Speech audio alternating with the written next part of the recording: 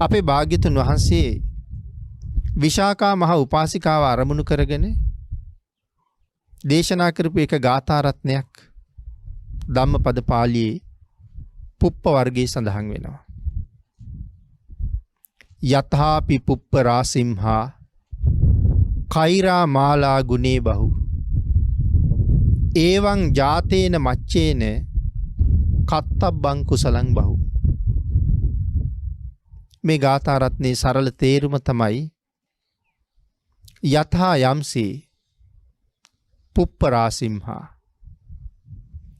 මල් නෙලලා රැස් කරන පුද්ගලයෙක් බොහෝසේ මල් නෙලා ගන්නවද? කෛරා මාලා ගුණේ බහු ඔහු නෙලාගත්ත ඒ බොහෝ මල් වලින් ගුණයෙන් ඊටාම උසස් හොඳ මල් මාලයක් හදා ගන්නවා. ඔහුට ගුණයෙන් උසස් හොඳ මල් මාලයක් හදන්න පුළුවන් උනේ බොහෝ මල් නෙලා ගන්න පුළුවන් වෙච්ච නිසා. ඒවං ජාතේන මච්චේන අන්න ඒ වගේම තමයි උපන්නා වූ සත්වයා විසින් කත්තබ්බං කුසලං බහු බොහෝ කුසල් රැස් කරගත යුතුයි කියලා දේශනා කොට වදාලා. මේ ගාථා රත්නයේ දේශනා කොට වදාළේ විශාකා මහ උපාසිකාව අපේ භාග්‍යතුන් වහන්සේට සවැත් නුවර දීම සුවිශේෂී ආරාමයක් හදලා පූජා කළා. අපි ඒ ආරාමය හඳුන්වන්නේ පූර්වාරාමය කියලා. පූර්වාරාම විහාරයේ පූජා කරපු දවසේ විශාකා මහ උපාසිකාවට දරාගන්න බැරි තරම් සතුටුයි. ඒ තරම්ම උසස් පූජාවක්. තමන්ගේ දරුවෝ ටිකත් අඬගහගෙන විහාර භූමියේ බොහෝම සතුටින් පින්කම කරලා අත්කරගත්ත සතුට භුක්ති විඳ විඳ විහාර භූමියේ එහෙ මෙහෙ ඇවිද ඇවිද හිටියා. භික්ෂුන් වහන්සේලා හිතුවේ විශාකාව අද ගීත කියා විහාර මළුවේ ඇවිදිනවා කියලා. ඔය කතාව ක්‍රමක්‍රමයෙන් භාග්‍යතුන් වහන්සේ ළඟටම ගියා. ඒ වෙලාවේ තමයි අපේ බුදුරජාණන් වහන්සේ පිරිසට දේශනා කොට වදාළි මහණෙනි විශාකාව ගීත කියනව නෙමෙයි. තමන් කරගත්ත මහ පිංකමේ ආනුභාවය දන්න නිසා එහි සතුට භුක්ති විඳිනවා කියලා. එහෙම සඳහන් කරලා තමයි මේ ගාථා රත්නය දේශනා කළේ. යථාපි පුප්ප රාසිම්හා මල් නෙලා රැස් කරන්නෙක් බොහෝසේ මල් නෙලා ගන්නවද? පින්නතුනි මෙතන සඳහන් කරන්නේ මේ මල් නෙලලා මල් මාල හදලා මල් මාල විකුණලා ජීවත් වෙන පුද්ගලයෙක් ගැන. බොහෝ මල් නෙලා ගත්තාම ඊටාම ලස්සන මල් මාල ටිකක් හදන්න පුළුවන්. ඒ මල් ගොඩාක් තියෙන නිසා. වැඩිපුර හදා ගන්නත් පුළුවන්. හැම මාලයකටම වැඩි වැඩියෙන් මල් යොදලා මාලය ඊටාම අලංකාර කරන්නත් පුළුවන්. ඒ නිසා හුඟක් මල් නෙලාගත්ත කෙනා ගුණයෙන් අනූන වෙච්ච මල් මාල හදා ගන්නවා. ඒ සඳහා හොඳ උනන්දුවක් තියෙන්නත් ඕනේ. හොඳ සැලැස්මක් තියෙන්නත් ඕනේ. මොකද පින්නතුනි හොඳ සැලැස්මක් තියෙන්න ඕනේ කියලා මම සඳහන් කළේ මල් වෙලෙන්දු මල් නෙලන්න උයන් වලට ගියහම අතරමං වෙනවා. අතරමං වෙනවා කියලා කිව්වේ මේ පාර හොයාගන්න බැරුව අතරමං වෙනවා කියන එක නෙමෙයි. ඇයි හැම ගහකම මුල ඉඳලා අග්ගිස්ස දක්වාම මල් පිපිලා. පාට පාට මල්. නිල් පාට මල් පිපෙන ගස් නිල් පාට මල් වලින් පිරීලා. සුදු පාට මල් පිපෙන ගස් සුදු පාට මල් වලින් පිරීලා. තවත් නොයේක් වර්ණ සහිත වලින් පිපෙන මල් ඒ ගස් මුල ඉඳලා අගටම මලින් පිරීලා. එක මල් ගහක් ගාව ගිහිල්ලා නතර වුණාම හිතෙනවා සුදු පාට මල් වලට වඩා කහ පාට මල් ලස්සනයි වගේ කියලා. ඊට පස්සේ කහ පාට මල් තියෙන ගස් ගාවට යනවා. එතන ඉඳලා වටපිට බලහම ඊට වඩා නිල් පාට මල් ලස්සනයිද කියලා හිතෙනවා. ඊට පස්සේ එතෙන්ට යනවා. එතන ඉඳලා වටපිට බලනකොට රෝස පාට මල් ඊට වඩා ලස්සනයි කියලා හිතෙනවා. ඊට පස්සේ එතෙන්ට යනවා. ඔය වැඩේ මල් වෙලෙන්දන්ට විතරක් නෙමෙයි අපි හැමෝටම වෙනවා.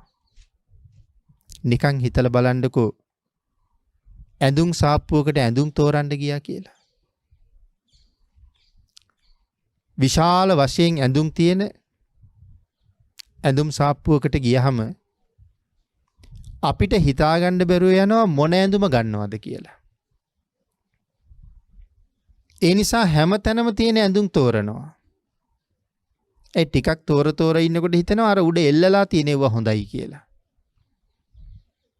ඒව ළඟට ගිහිල්ලා බලලා ඉවරනට අල්මාරිය ඇතුලේ තියෙනවා හොඳයි කියලා හිතෙනවා. සමහර වෙලාවට උදේ 8ට 9ට තමයි ඇඳුම් තෝරන්න ඇතුල් වෙලා තියෙන්නේ. ඒ ඇතුළට ගියහම වෙලා යනවා තේරෙන්නෙත් නැහැ.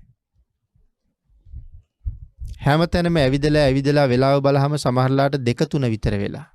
කාලේ ගියා තේරුණෙත් නැහැ. ඉතින් අතරමං වෙලා තියෙන්නේ අර ඇඳුම් මාලිගාව ඇතුලේ. ආන් ඒ වාගේ තමයි මල් නෙලන පුද්ගලයාටත් වෙන්නේ. මං ඒකයි කිව්ව හොඳ සැලැස්මක් තියෙන්න ඕනේ කියලා.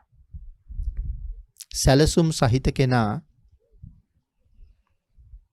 කලින් දවසේ තීරණය කරලායි තියෙන්නේ මම මොනවද හෙට නෙලන මල්.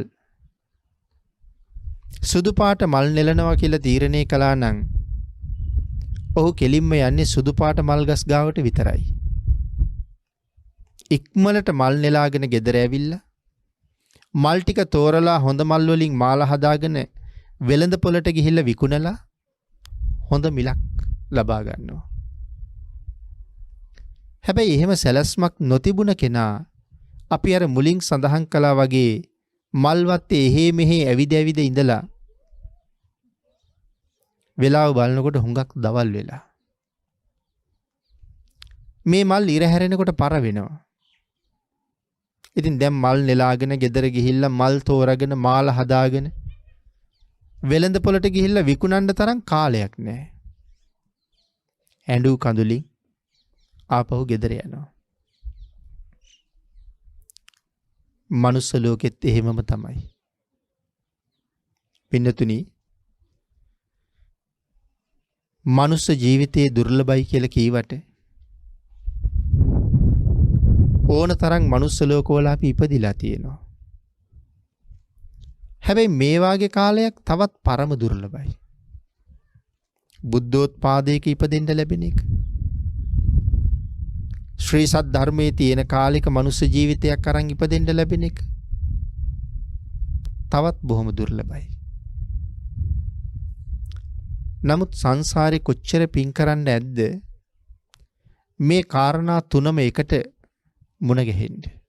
මනුස්ස ජීවිතයයි බුද්ධෝත්පාදයයි භාග්‍යතුන් වහන්සේගේ ධර්මයේ පවතින යුගයකයි කියන මේ කාරණා තුනම එකට සම්බන්ධ කරගත්ත ජීවිතයක් අරගන්න කොච්චර පින් කරන්න ඇද්ද? එහෙම පින් කරලා ජීවිතේ ලබාගෙන තිබුණත් මේ පංචකාම ලෝකේ අපි අතරමං වෙලා මේක මායාවේ ලෝකේ බුදුරජාණන් වහන්සේ අපට ධම්ම දේශනා කළේ මායාවේ ලෝකෙන් එතර වෙන්න. ඒක තේරුම් නොගන්නා තාක් අපිට මේකෙන් එතර වෙන්න බැරුව යනවා පින්නතුනි. මේ සියල්ලම අරගෙන මෙහි ඉපදිලා සංසාරයට විරුද්ධව කරන වැඩපිළිවෙලක්ද අපි ළඟ තියෙන්නේ. එහෙම නැත්තම් සසර පෝෂණය කරන වැඩපිළිවෙලක්ද අපි ගාව තියෙන්නේ කියලා කල්පනා කරලා බලහම සසර දික් කරන වැඩක් මිසක් සසර කෙටි කරන ප්‍රතිපත්ති මිනිස්සු ළඟ බොහෝම අඩුයි. ඒක බොහොම අවාසනාවන්ත තත්වයක්. මනුස්ස ජීවිතය කියලා කියන්නේ අපායට යන අතරමඟ නතර වෙච්ච පොඩි නවාතැනක්. ඒක ජීවිතේ හැමදාම ආදර්ශ පාඨයක් කරගන්න ඕනේ. මොකද පින්නතුනි අපි හැමෝම කාලයක් බඹලව හිටියා. බඹලව නොහිටපු කිසි කෙනෙක් මෙතන නැහැ. හැබැයි බඹලව ඉඳලා තව තවත් බඹලව ඉන්න තරම් අපි අරගෙන ආපු පිනේ ශක්තිය මදි නිසා ආයු පිරිහිලා අපි බඹලවින් චුත වෙලා උසස් දිව්‍ය තලවලට ඇවිල්ලා උපදිනවා. ඒ දිව්‍ය තලවලත් හැමදාම ඉන්න තරම් අපි ගෙන ආපු පින් මදි නිසා ඒ තැන්වලින් චුත වෙලා පහළට එනවා. පහළම දිව්‍ය තලවලට ඇවිල්ලා එහෙත් කරගත්ත පින් මදි නිසා එහෙන් චුත වෙලා මනුස්ස ලෝකෙට එනවා. මනුස්ස ලෝකෙන් පිට වෙලා යන්න අපිට තව කොහෙද තියෙන්නේ? ආපු විදිහටම යනවනම් තවත් ලෝක 4ක් අපි එනකන් බලාගෙන ඉන්නවා. ඒ තමයි නිරය, තිරිසන් ලෝකේ, പ്രേත ලෝකේ, අසුර ලෝකේ. අපි පහළටනේ ඇවිල්ලා තියෙන්නේ. බඹලොවින් දෙව්ලොවට ආවා. දෙව්ලොවින් මනුලොවට ආවා. මනුලොවින් සතර පායට තමයි යන්න තියෙන්නේ. ඒකයි මම කීවේ අපායට යන අතරමඟ අවුරුදු 60-70කට ගත්ත පොඩි විවේක කාලයක් මේ තියෙන්නේ කියලා. ලොකු කාලයක් නෙමෙයි. බොහොම සුළු කාලයක්. හැබැයි මෙතන ඉඳගෙන පුළුවන් පහළ යනවද? එහෙම නැත්තම් ආපහු හිටපු දිහාට යනවද කියලා තීරණය කරන්න. මේ නවාතැන් පොලේ තියෙන විශේෂත්වය ඒකයි. හැබැයි මෙතෙන්ට ආපු හුඟක් අය පහළටම යන්න තමයි වැඩ කරන්නේ. එයින් ඊට සුළු පිරිසක් තමයි ඒක තෙවුරුම් අරගෙන ආපහු ඉහළට යන්න. එහෙම නැත්නම් සංසාරයෙන් එතරටම යන්න උත්සාහ කරන්න ඊ타ත්ම සුළු පිරිසයි. ඒ නිසා මනුස්ස ජීවිතය අරගෙන ඉපදුන කෙනා තමන්ගේ ජීවිතය පිළිබඳව හොඳ සැලැස්මක් හදාගන්න ඕනේ. මා විසින් කළ යුත්තේ මොකක්ද? මා විසින් නොකළ යුත්තේ මොකක්ද කියලා. ඒ සැලැස්මට අනුව තමන්ගේ ජීවිතය පෝෂණය කරන්න ඕනේ. කුසල් රැස් කරනවා කියන කාරණාව ඒ අතර නවත්තන්නේ නැතුවම කරන්න ඕනේ පින්නතුනි. මම සඳහන් කළානේ මේක මායාවේ ලෝකේ කියලා. පංචකාම ලෝකේ අපි පංචකාම වස්තුන්ටම කොටු වෙලා පංචකාම සම්පත් අතරම අතරමං වෙලා පංචකාමයේම හොය ජීවත් වෙනවා. භාග්‍යතුන් වහන්සේ අරගත්ත උදාහරණේ මල් නෙලන්නෙක්. ඒ කාරණාව පින්නතුනි අපට ගලපුවාම අපිට ගලපලා බලනකොට මෙතන මල් නෙලන්න කියලා අපිටත් කියන්න පුළුවන්. අපිත් මල් නෙලන්නු. එතකොට අපේ අයට හිතෙන්න පුළුවන් කෝ එහෙනම් මල් නෙලන්න අපිට මල් උයනක් කියලා. මල් උයන තමයි අපි ඉපදිච්ච මේ ලෝකේ. එතකොට කොහෙද අපට නෙලන්න මල් තියෙන්නේ? ඇයි පින්නතුනි පංචකාම කියන මල් ගස්වල මුල ඉඳලා අගටම මල් පිපිලා. ඇහැ පිනවන දේවල් නිමක් නැහැ. කන පිනවන දේවල් නිමක් නැහැ. නහය පිනවන දේවල්, කය පිනවන දේවල්, දිව පිනවන දේවල් මෙව්වගෙන් මේ ලෝකෙ පිරීලා නැද්ද? අපි ජීවත් වෙනවා කියලා හිතාගෙන ඉන්නේ මේ දේවල් වැඩි වැඩියෙන් ලබා ගන්නවා කියන එක නෙමෙයිද? උදේ ඉඳලා රෑ වෙනකන් මහන්සි වෙන්නේ මේ දේවල් හොයාගන්න නෙමෙයිද? මාරයාගේ පංචකාම ලෝකේ අතරමං වෙලා කියලා කිව්වේ ඒකයි. ධර්මයට අනුව මේ කාරණාව හරියටම තේරුම් අරගත්ත කෙනා තමයි මම මේ මාරයාගේ ලෝකේ අතරමං වෙමින් යනවා කියන කාරණාව දැනගන්නේ. මා කල යුත්තේ මෙය නොවේ කියන කාරණාව තේරුම් අරගන්නේ.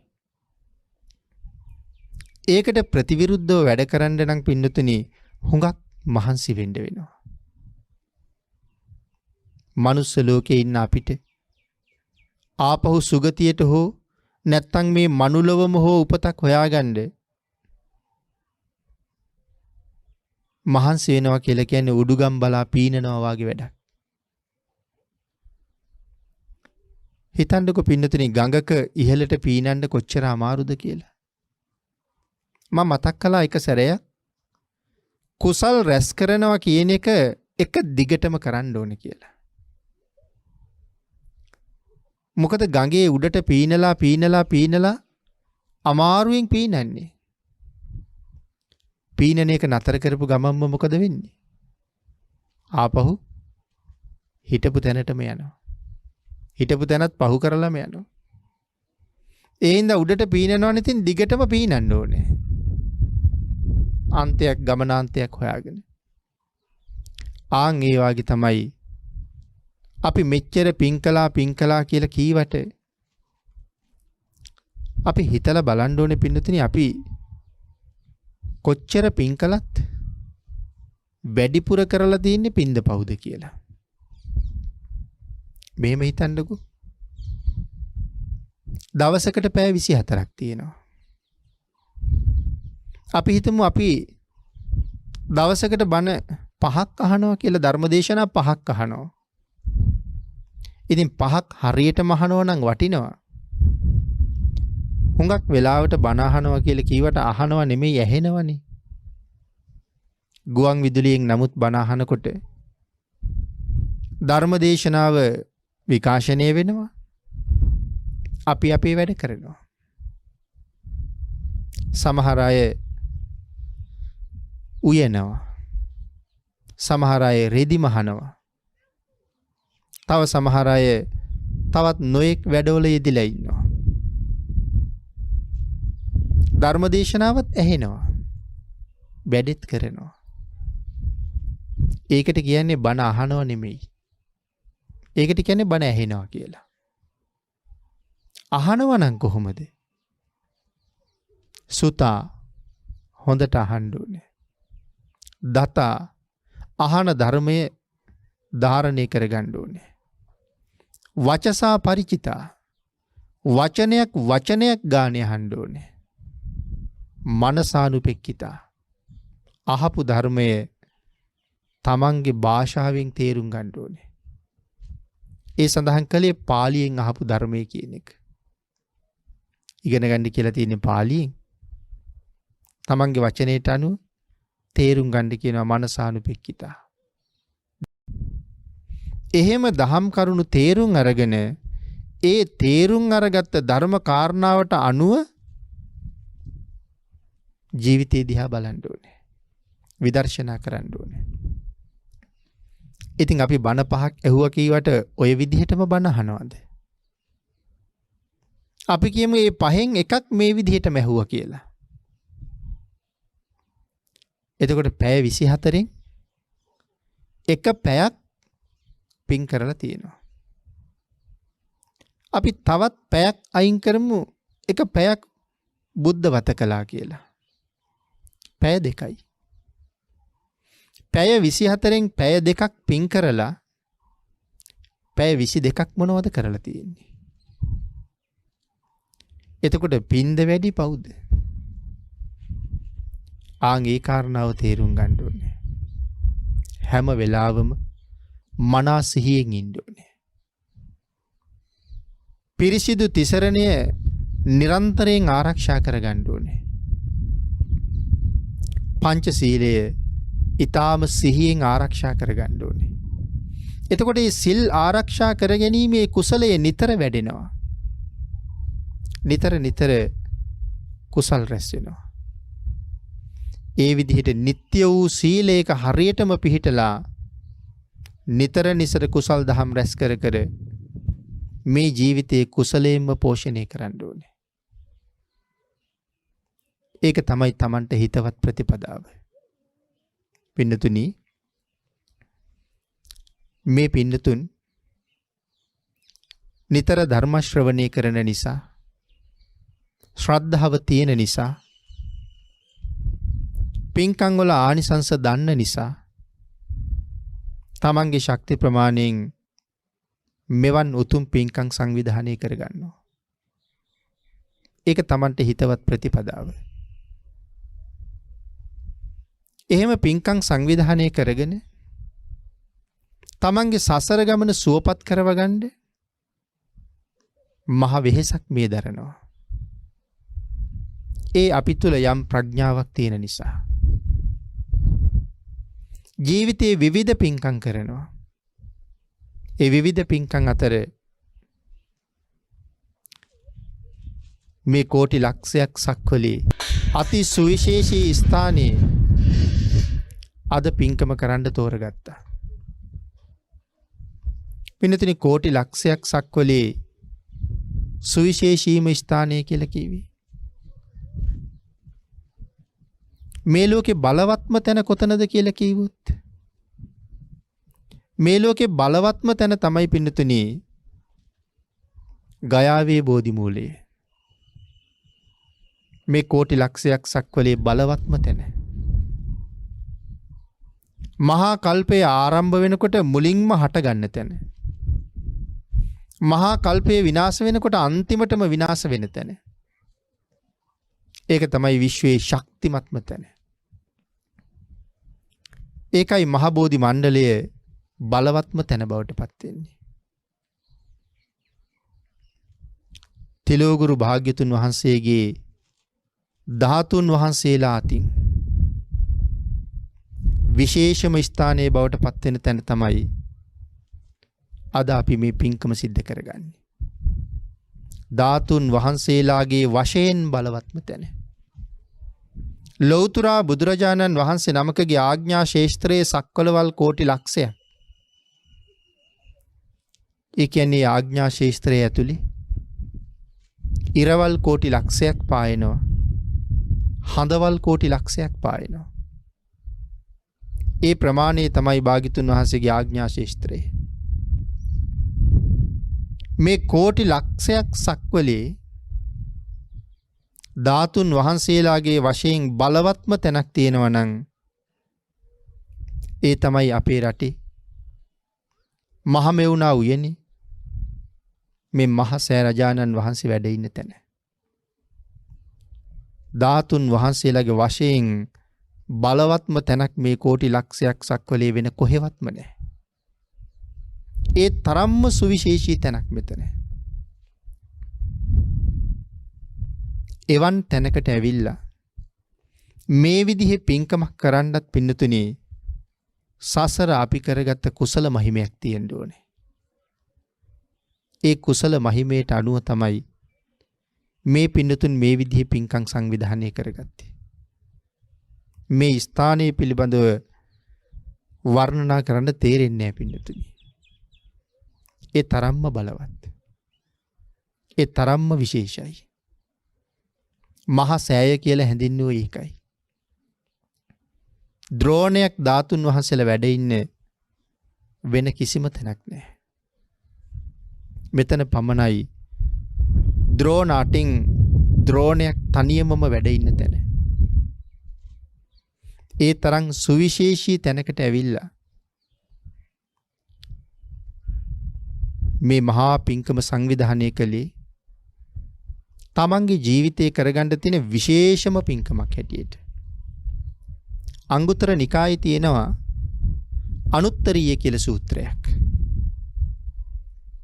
අනුත්තරීය සූත්‍රයේ සඳහන් කරනවා දස්සනානුත්තරීය කියලා කාරණාවක්. මේ වගේ අනුත්තර කාරණා කීපයක් පැහැදිලි කරනවා. දස්සනානුත්තරීයයි. මේ ලෝකේ දැකීමෙන් අති උත්තරීතර වෙන්නේ කවුරු දැකීමද? භාග්‍යතුන් වහන්සේ දැකීම. මේ ලෝකයේ වෙන කිසිම දෙයක් දැක්කට භාග්‍යතුන් වහන්සේ දකින්න තරම් උතුම් වෙන්නේ නැහැ පින්නතුනි. අපි දකින්න කැමති, අපි දකින්න යන තැන් ගොඩක් ලෝකේ තියෙනවා. අපි නැව් බලන්න යනවා. අපි ගුවන් යාන බලන්න යනවා. අපි විශාල ගොඩනැගිලි බලන්න යනවා. අපි උද්‍යාන බලන්න යනවා. මල් තියෙන උද්‍යාන බලන්නත් යනවා. සත්ත්ව උද්‍යාන බලන්නත් යනවා. වෙන නැටුම් සංදර්ශන වාගේ දේවල් බලන්නත් යනවා. මේ වාගේ මිනිස්සු දැකලා සතුටු වෙන දේවල් ලෝකෙ හුඟක් තියෙනවා. හැබැයි ඒ කිසි දෙයක් දැකීම ආර්ය වූ දැකීමක් නෙමෙයි කියලා සඳහන් කරන්නේ. ආර්ය නෑ එකක්වත්. ආර්ය වූ දැකීමක් නම් භාග්‍යතුන් වහන්සේ දැකීමම පමණයි. මේ මහසෑය දිහා බලනවා කියලා කියන්නේ තිලෝගුරු සම්මා සම්බුදුරජාණන් වහන්සේ දිහා බැලුවා හා සමානයි. පින්නතුනි, ඒ දැක්ම දකින්න ඕනේ අවබෝධයෙන් සහ ශ්‍රද්ධාවෙන්, කරුණු කාරණා දැනගෙන. එතකොටයි ඒ කාරණාව මුදුන්පත් වෙන්නේ. ජීවමාන සම්මා සම්බුදුරජාණන් වහන්සේ රූපකයෙන් හරියටම අදාපට දැක ගන්න නැති නිසා මේ ලෝකේ වර්තමානයේ දැකීමෙන් උත්තරීතර තැනක් හැටියට සඳහන් කරන්න පුළුවන් මහසෑ රජාණන් වහන්සේ දකින්න උත්තරීතරම වස්තුවක්. ශ්‍රවණානුත්තරීයයි. ශ්‍රවණය කරන දේවල් වලින් මොනවද උත්තරීතර වෙන්නේ? ශ්‍රවණය කරන දේවල් වලින් උත්තරීතර වෙන්නේ තිලෝගුරු සම්මා සම්බුදුරජාණන් වහන්සේ අවබෝධ කරගෙන ශ්‍රීමුඛයෙන් සුවඳ හමහමා අහස් ගඟ බිමට ගලා හැලෙනවා වගේ දේශනා කොට වදාළ නවලෝකෝත්තර ශ්‍රී සද්ධර්ම රත්නේ ශ්‍රවණය කරන්න ලැබෙනවා නම් ඒ තමයි මේ ලෝකේ උත්තරීතරම ශ්‍රවණය කිරීම. සවනානුත්තරීයයි කියලා කියන්නේ ඒකයි. ශ්‍රවණය කිරීමෙන් උත්තරීතර වෙන්නේ ධර්ම ශ්‍රවණය කිරීමයි. පරිචර්යානුත්තරීයයි. මොනවද පරිචර්යානුත්තරීය කියලා කියන්නේ? යම් අතවැසිකමක් කරනවා නම් කාට කරන අතවැසිකමද උත්තරීතර වෙන්නේ? රජවරුන්ට අතවැසිකම් කරන අය ඉන්නවා. ජනාධිපතිවරුන්ට අතවැසිකම් කරන අය ඉන්නවා. මැති ඇමතිවරුන්ට අතවැසිකම් කරන අය ඉන්නවා. දේවාලවල අතවැසිකම් කරන අය ඉන්නවා. සිටුවරුන්ට අතවැසිකම් කරන අය ඉන්නවා. පාතාල නායකයන්ට අතවැසිකම් කරන අය ඉන්නවා. ඒ වාගේ තවත් නොඑක් අපි අතවැසිකම් කරන අය ඉන්නවා. ඒ හැමෝටම වඩා කාට කරන අතවැසිකම උතුම්ද පින්නතුනි?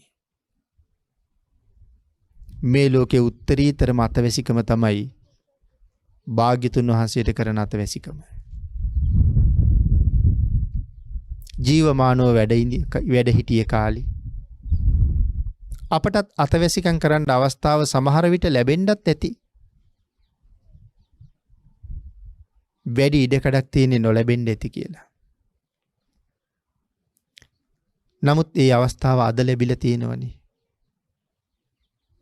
අපේ භාග්‍යතුන් වහන්සේ පිරිනිවන් පාන්න ආසන්න කාලේ අදිෂ්ඨාන කළා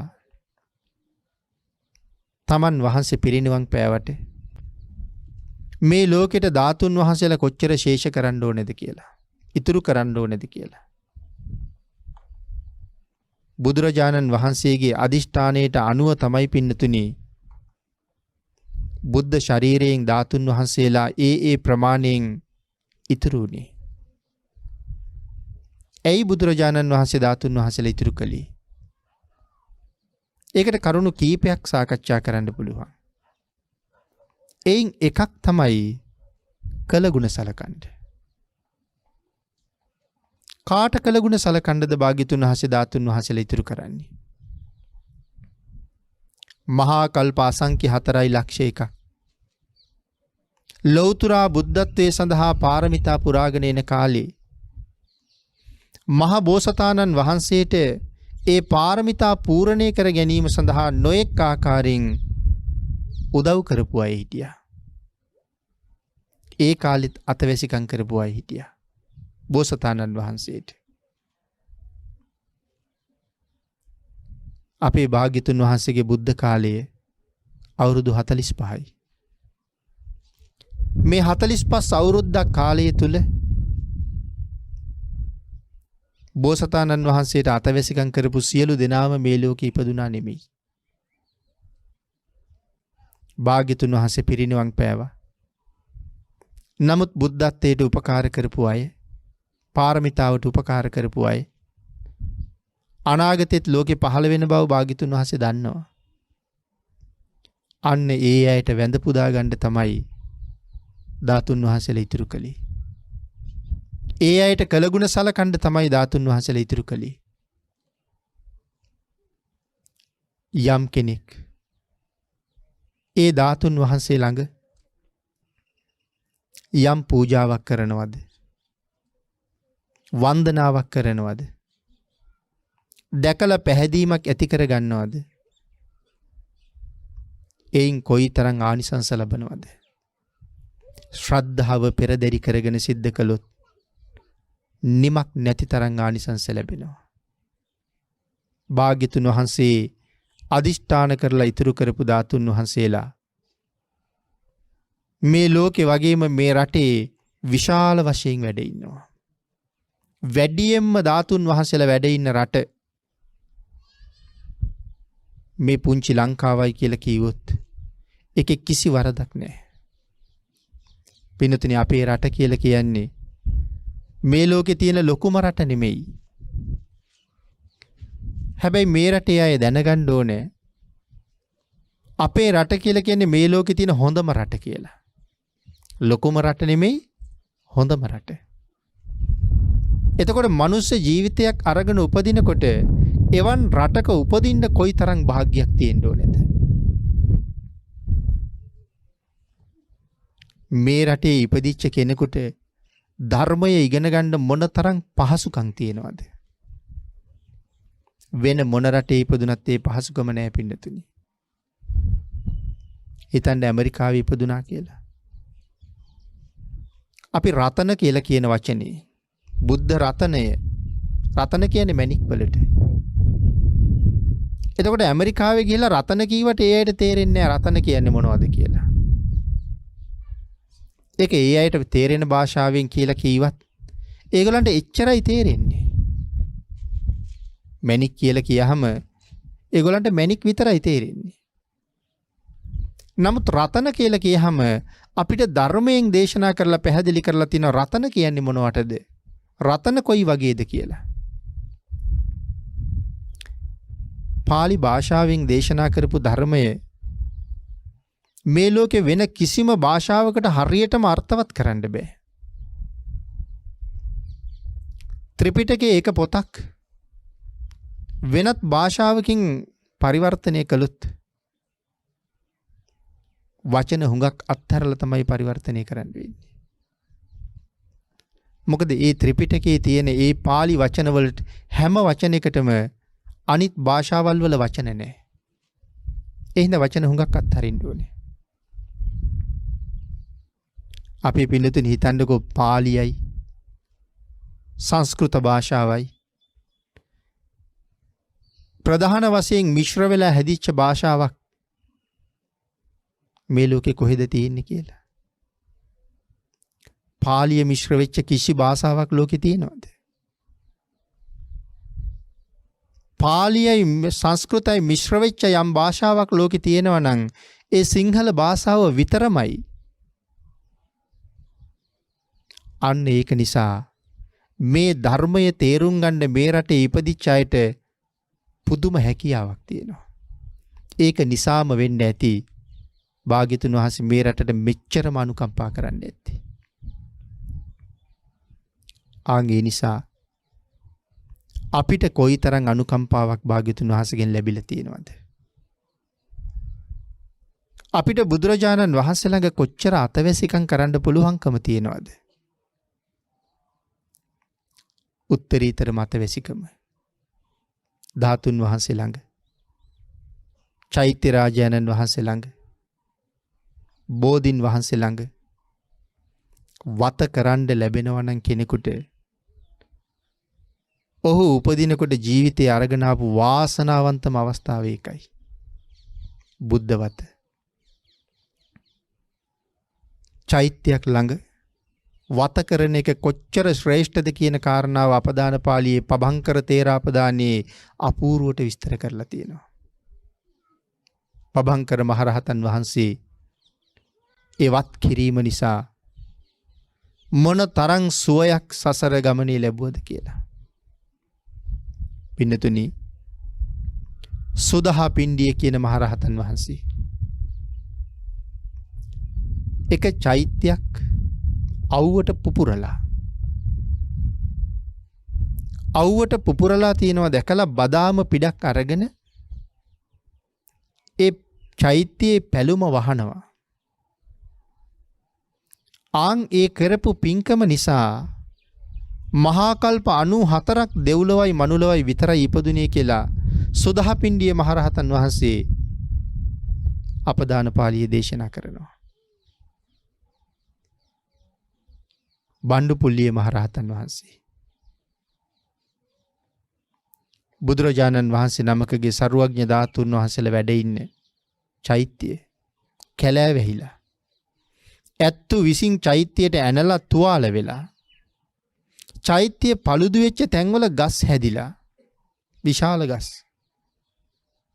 නමුත් එවකට මේ මානවකයා ඒ සියලුම ගස් කපලා අයින් කරලා චෛත්‍ය සම්පූර්ණයෙන්ම සුද්ධ කරා.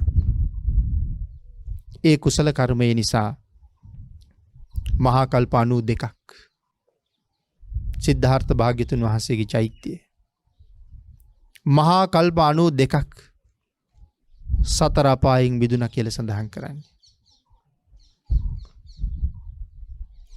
භාග්‍යතුන් වහන්සේට කරන අතවැසිකම කොයිතරම් ශ්‍රේෂ්ඨද? පින්නතුනි, යම් කෙනෙක් පිට රටකට ගිහිල්ලා යම් තරඟයක් ක්‍රීඩාවක් නමුත් දිනලා පදක්කම් අරගෙන රටට ගෞරවයක් කීර්තියක් අරගෙන මේ රටට එනකොට ඒ අය පිළිගන්න හැටි අපේ පින්නතුන් දැකලා තියෙනව නේද? අහස් යානාවෙන් බහින තැනටම ගිහිල්ලා එතන ඉඳලා රතු පළස් එලලා මංගල බෙර වාදනය කරලා සක් පිඹලා මල් මාල පලන්දලා තූර්ය වාදන මැද්දේ පෙරටු කරගෙන අරගෙන ඉන්නේ. ඒ රටට ගෞරවයක් ගෙනපු නිසා. පින්නතුනි, ඊට වඩා ඊටාම ශ්‍රේෂ්ඨයි උදේට හවසට චෛත්‍ය ළඟ විහාරේ ළඟ ධාතුන් වහන්සේ ළඟ වත කරලා එළියට එන පුද්ගලයා දකින්න එක. ඒ කාන්තයෙන් සුගතියේ යන පුද්ගලෙක්. සමහරලාට රටට කීර්තියක් අරගෙන ආපු පුද්ගලයා මේ විදිහට බොහොම උසස් විදිහට එක් කරගෙන ගිහිල්ලා සුරාපානය කරවලා පංච දුෂ්චරිතේ යොදවලා අපායට යන්න පාර හදනවා. ඔවුන් නිරේට යනකොට භාග්‍යතුන් වහන්සේට අතවැසි කම් කරපු කෙනා සුගතියට යනවා. නිරේට යනවුන් බලන එකද වටින්නේ? සුගතියට යන අය බලන එකද වටින්නේ? පරිචර්යානුත්තරීයයි කියන කාරණාව තව කරුණු කාරණා රාශියක් ගෙන හැට දක්වමින් විස්තර කරන්න ඕනේ. අපේ පින්නතුනි ඊයේ හවස ඉඳලා අද මේ මොහොත වෙනකොනුත් මල් පූජාවල් කරමින් විශේෂ පානීය දාන වර්ග භාග්‍යතුන් වහන්සේ අරමුණු කරලා පූජා කරමින් වත් පිළිවෙත් කරමින් මේ කරගෙන යන්නේ භාග්‍යතුන් වහන්සේගේ අතවැසිකම. ඊයේ ඉඳලා මේ මොහොත දක්වා සුගතියට යන්න මග කොයි තරම් එලිපෙහෙලි කරගත්තද? ඒ කරුණ හිතලා අපි බොහෝසේ සතුටු වෙන්න ඕනේ. මේ ක්‍රියාව සසර ගමන කොයි තරම් සුවපත් කරයිද පින්නතුනි. අපේ පින්නතුන් අහලා තියෙනවද ഘോഷක සිටුතුමාගේ කතාව? අපිට මේ කතාවෙන් විශාල කාරණා රාශියක් පැහැදිලි කරනවා බුද්ධ වත කොයි තරම් ශ්‍රේෂ්ඨද කියලා. අතීතයේ දඹදිව අජිත කියන රටේ දුර්භික්ෂයක් ඇති වුණා. ඒ රටේ හිටිය කෝතුහාලික කියලා පුද්ගලයෙක්. මේ කෝතුහාලික කියන පුද්ගලයාගේ බිරිඳගේ නම කාලි. මේ දෙන්නට දරුවෙකුත් හිටියා. පොඩි දරුවෙක්. දුර්භික්ෂයෙන් රටම පීඩාවට පත් වෙලායි තියෙන්නේ. කෝතුහාලිකයි කෝතුහාලිකගේ බිරිඳයි තමන්ගේ ගෙදර තමන්ට කියලා තිබිච්ච ධන සම්පත් ටික අරගෙන සල්ලි මිල මුදල් ටික අරගෙන දරුවත් අරගෙන මගට බැස්සා දුර්භික්ෂයෙන් බේරෙන්න වෙනත් ප්‍රදේශයකට යන්න. සෑහෙන දවසක් පයින්ම යනවා. මෙහෙම යනකොට ඒ අය ගෙනාගෙන ආපු මිල මුදල් ඉවර වුණා. දැන් ආහාර පාන ගන්න මිල මුදල් නැහැ. දැන් දවස් ගාණක් බඩගින්නේ. ඒත් ගමන යනවා. කෝතුහාලික බිරිඳට කතා කරලා කියනවා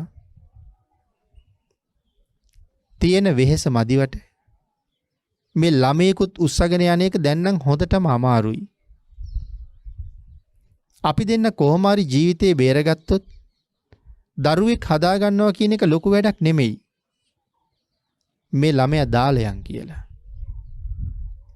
කාලි කියනවා ඔය දරුවා කියලා කියන්නේ මගේ ජීවිතේ.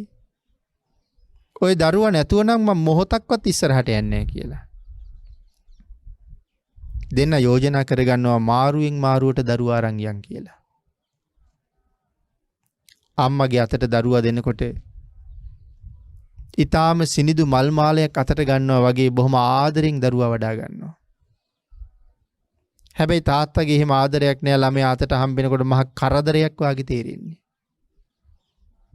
මේම දෙන්න අතින් අතට ළමයා මාරු කර කර අරගෙන යනවා. ඒත් කෝතුහාලිකට නම් හරි කරදරයක් දරුවා. එක අවස්ථාවක ඔහුගේ අතේ ළමයා ඉන්න වෙලාවේ ළමයාට නිින්ද යනවා. බිරිඳට නොපෙනෙන්න හිමීට පහුවෙලා ගහක් යට කොළ ගොඩක් උඩ ළමයා තියලා ඔහු පිටත් වුණා. මගට යනකොට කාලි දැක්කා ළමයා නැති බව. කොයි කියලා අහනකොට සඳහන් කළා ගහක් යට දාලා ආවා කියලා. ඇය පපුවට අත් දෙකෙන් ගහ අඬනවා මට ළමයා ඕනේ කියලා. ආයෙ දුවගෙන ගිහිල්ලා අරගෙන ආවා. මෙහෙම යනකොට කොහොමත් පින්නතනේ දරුවා මැරුණා. ඊට පස්සේ දරුවා විසි කරලා දෙන්නම යනවා. දැන් දවස් ගාණක් බඩගිනි. ඇවිදගෙන ගිහිල්ලා යන්තම් ගොපලු ගමකට සේන්දු වුණා. ඒ ගමේ එක ගොපලු ගෙදරකට ගියාම ඒ ගෙදර එදා මංගල්‍යයක්. මොන විදිහේ මංගල්‍යයක්ද? එළදෙනුන් සම්බන්ධ මංගල්‍යයක්. මේ ගොපල්ලා එළදෙනුන්ට පින් දෙන්න ආශිර්වාද කරන්න පසේ බුදුරජාණන් වහන්සේ නමකට දන් දෙනවා. එළදෙනුන්ගෙන් කිරි දොවලා ඒ කිරෙන් කිරිබත් උයලා පසේ භාග්‍යතුන් වහන්සේට දන් දෙනවා. එදත් පසේ බුදුරජාණන් වහන්සේ වැඩමවලා දන් දෙන දවස මේ දෙන්නත් ඒ ගෙදර ගියා. දානේ පූජා කරලා ඉවර වෙලා ගොපල්ලා මේ දෙන්නගෙන් ආගිය තොරතුරු කතා කළා. ඒ අය ඒගොල්ලන්ගේ මග විස්තර ඔක්කොම කීවා. ගොපල්ලට අනුකම්පා හිතුණා. ගිතෙලුයි කිරිබතුයි ඒ දෙන්නටම දුන්නා. ඒ වෙලාවේ කාලි කල්පනා කළා මගේ ස්වාමියා ජීවත් වෙලා ඉන්නවනම් මට ආහාර පාන කොහොමත් දුර්ලභ වෙන්නේ නැහැ. එහෙම හිතලා කිරිබත් තලිය ඔක්කොම ස්වාමියා ළඟ තියලා ස්වාමියාට කිව්වා ස්වාමීනි අනුභව කරන්න. කාලි එයින් ටිකක් අරන් අනුභව කළා. කෝතුහාලික අර කිරිබත් තලිය ඔක්කොම අනුභව කළා. අනුභව කරලා ඉවර වෙලා ගොපල්ලා කෑම කන දිහත් බලාගෙන ඉන්නවා. ගොපල්ලාගේ ගෙදර ඉන්නවා හුරතලයට හදන බලු පැටියෙක්. ගෑනු සතෙක්. පුටුව යට නිදාගෙන හිටියා. ගොපල්ලා ලොකු කිරිබත් කැටයක් ඒ සතාටත් දුන්නා. කෝතුහාලික ඒක දිහා බලාගෙන කල්පනා කරනවා අනේ මේ බැල්ලිත් මට වඩා පින් කරලා තියෙනවනේ හැමදාම මේ වාගේ රසවත් ආහාර අනුභව කරනවනේ කියලා. දවස් ගාණක් බඩගින්නේ ඉඳලා කිරිබතුයි ගිතෙලුයි වළඳපු නිසා කෝතුහාලිකට ඒක ඔරොත්තු දුන්නේ නැහැ. රාත්‍රියේ බඩේ අමාරුවක් හැදිලා කෝතුහාලික මැරුණා. මැරිලා කොහෙද ඉපදුනේ? අර බැල්ලිගේ බඩේ. කෝතුහාලිකගේ බිරිඳ අඬා අඬා කෝතුහාලිකව ආදාහනය කරලා කුලී වැඩ කරලා සහල් හොයාගෙන පසේ බුදුරජාණන් වහන්සේට දන් දීලා ඇය ප්‍රාර්ථනා කරනවා ස්වාමීනි ඔබ වහන්සේගේ අතවැසියා මගේ ස්වාමියා මරණයටපත් වුණා. මේ පින් ඔහුට අනුමෝදන් වේවා කියලා. අර සුනක දේනුව නිසි කාලේ බලු පැටියෙක් බිහි කළා. ගොපල්ලා එක එළදෙනකගේ කිරි සම්පූර්ණයෙන් වෙන් කරලා තියෙන මේ බලු පැටියට. ඒ නිසා බලු පැටියා ඉක්මනට හැදුනා. මේ ගොපල්ලා දවසකට දෙපාරක් යනවා පසේ බුදුරජාණන් වහන්සේට උපස්ථාන කරන්න. බලු පැටියත් යනවා පස්සේ. දැන් බලු පැටියට හොඳට පුරුදුයි පසේ බුදුරජාණන් වහන්සේ වැඩ ඉන්න විහාරයට යන පාර. ගොපල්ලා යනකොට කැලෑව ඇතුලේ පේන්නේ නැති තැන් විශාල ගස් තියෙන තැන් තියෙනවා. ගල් පරුවත තියෙන තැන් තියෙනවා. ඒ එහා පැත්තේ මොන විදිහේ සත්තු ඉන්නවද, අලි ඉන්නවද, කොටි ඉන්නවද, සිංහයෝ ඉන්නවද පේන්නේ නැහැ. ඒ නිසා ලොකු ලීයක් අරගෙන ඒ වාගේ තැන් වලට ගිහිල්ලා බිමට ගහනවා ලීයෙන්. ඒ සද්දෙට සත්තු අයින් වෙලා යන්නේ. එක දවසක් බුදුරජාණන් වහන්සේට මතක් කළා ස්වාමීනි භාග්‍යතුන් වහන්සේ සමහර දවසක භාග්‍යතුන් වහන්සේ වැඩමවගෙන යන්න මට එන්න බැරි වුණොත් මේ බලු පැටියා එනවා. මොහුගේ සංඥාවෙන් භාග්‍යතුන් වහන්සේ දානෙට වඩින්න කියලා. සමහර දවස්වලට බලු පැටියා තමයි යන්නේ. තමන්ගේ ස්වාමියා කරනවා වගේම අර ගස්ගල් ගාවට ගියහම ඔහු හයියෙන් 3 පාරක් බුරනවා. බුරලා එතනින් පිටත් වෙනවා. දැන් එහා පැත්තේ සත්තු ඉන්නව නම් යන්න ඇති කියලා.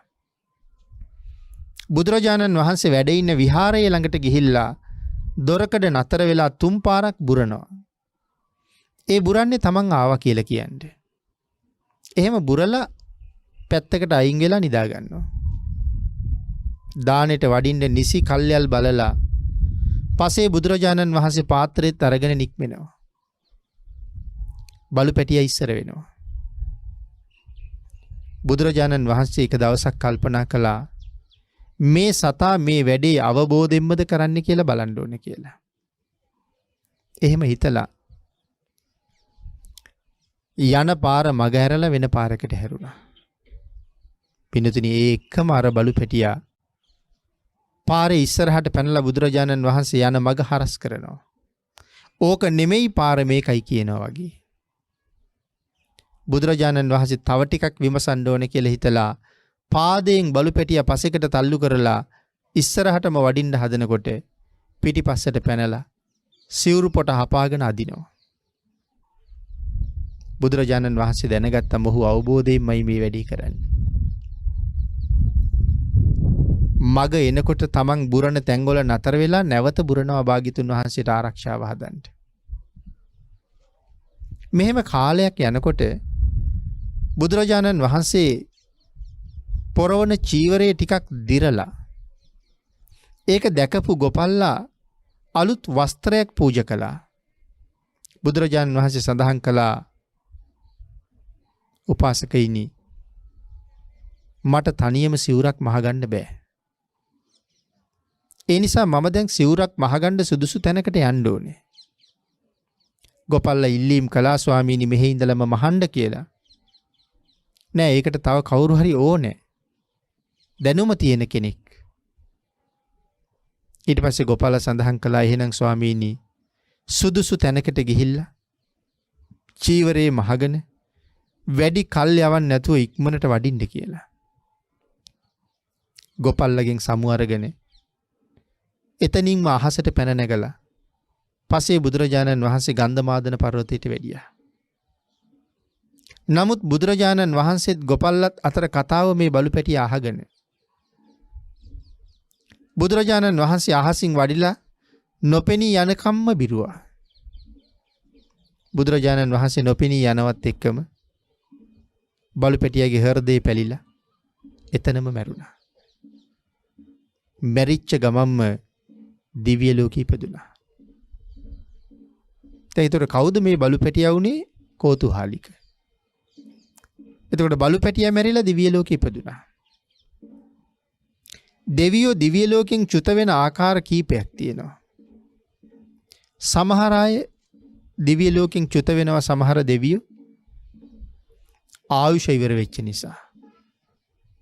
සමහර දෙවියෝ චුත වෙනවා පින ඉවර වෙච්ච නිසා. සමහර දෙවියෝ චුත වෙනවා කෑම කන්න අමතක වෙච්ච නිසා. සමහර දෙවියෝ චුත වෙනවා තරහ ගියපු නිසා. එතකොට කේන්තිය ගැන ටිකක් කතා කරන්න ඕනේ. පින්නතුනි දිව්‍ය ලෝකේ ඉන්න දෙවිවරු දිව්‍ය ලෝකෙන් චුත වෙනව තරහ ගියාම. ඒ කියන්නේ දිව්‍ය ආයුෂය පිරිහෙන්න කාරණාවක් කේන්තිය. මනුස්ස ලෝකේ ඉන්න අයත් බොහෝසේ විනාශ වෙනවා කේන්තිය නිසා. ධර්මයක තැනක සඳහන් කළානේ. ද්වේෂයේ තරම් දැහැ ගැනීමක් නෑ කියලා. කෙනෙක් උත්සාහ කරනවා කේන්ති ගන්නේ නැතුවම ඉන්න. තීරණය කරනවා මං අද නම් කේන්ති ගන්නෙම නෑ කියලා. ඔබත් උත්සාහ කරලා බලන්නකෝ. එහෙම උත්සාහ කරලා හිටියට අපි හුඟක් දියුණු නැති හින්දා මොකක් හරි කාරණාවක් යෙදෙනවා මේකට නම් වචනයක් දෙකක් කියන්න ඕන කියලා හිතෙනවා. එතකොට අපි නොදැනම ද්වේෂය අපිව ඩැහැගත්තා. ආන් ඒකයි සඳහන් කළේ ද්වේෂයේ තරම් ඩැහැ ගැනීමක් නෑ කියලා.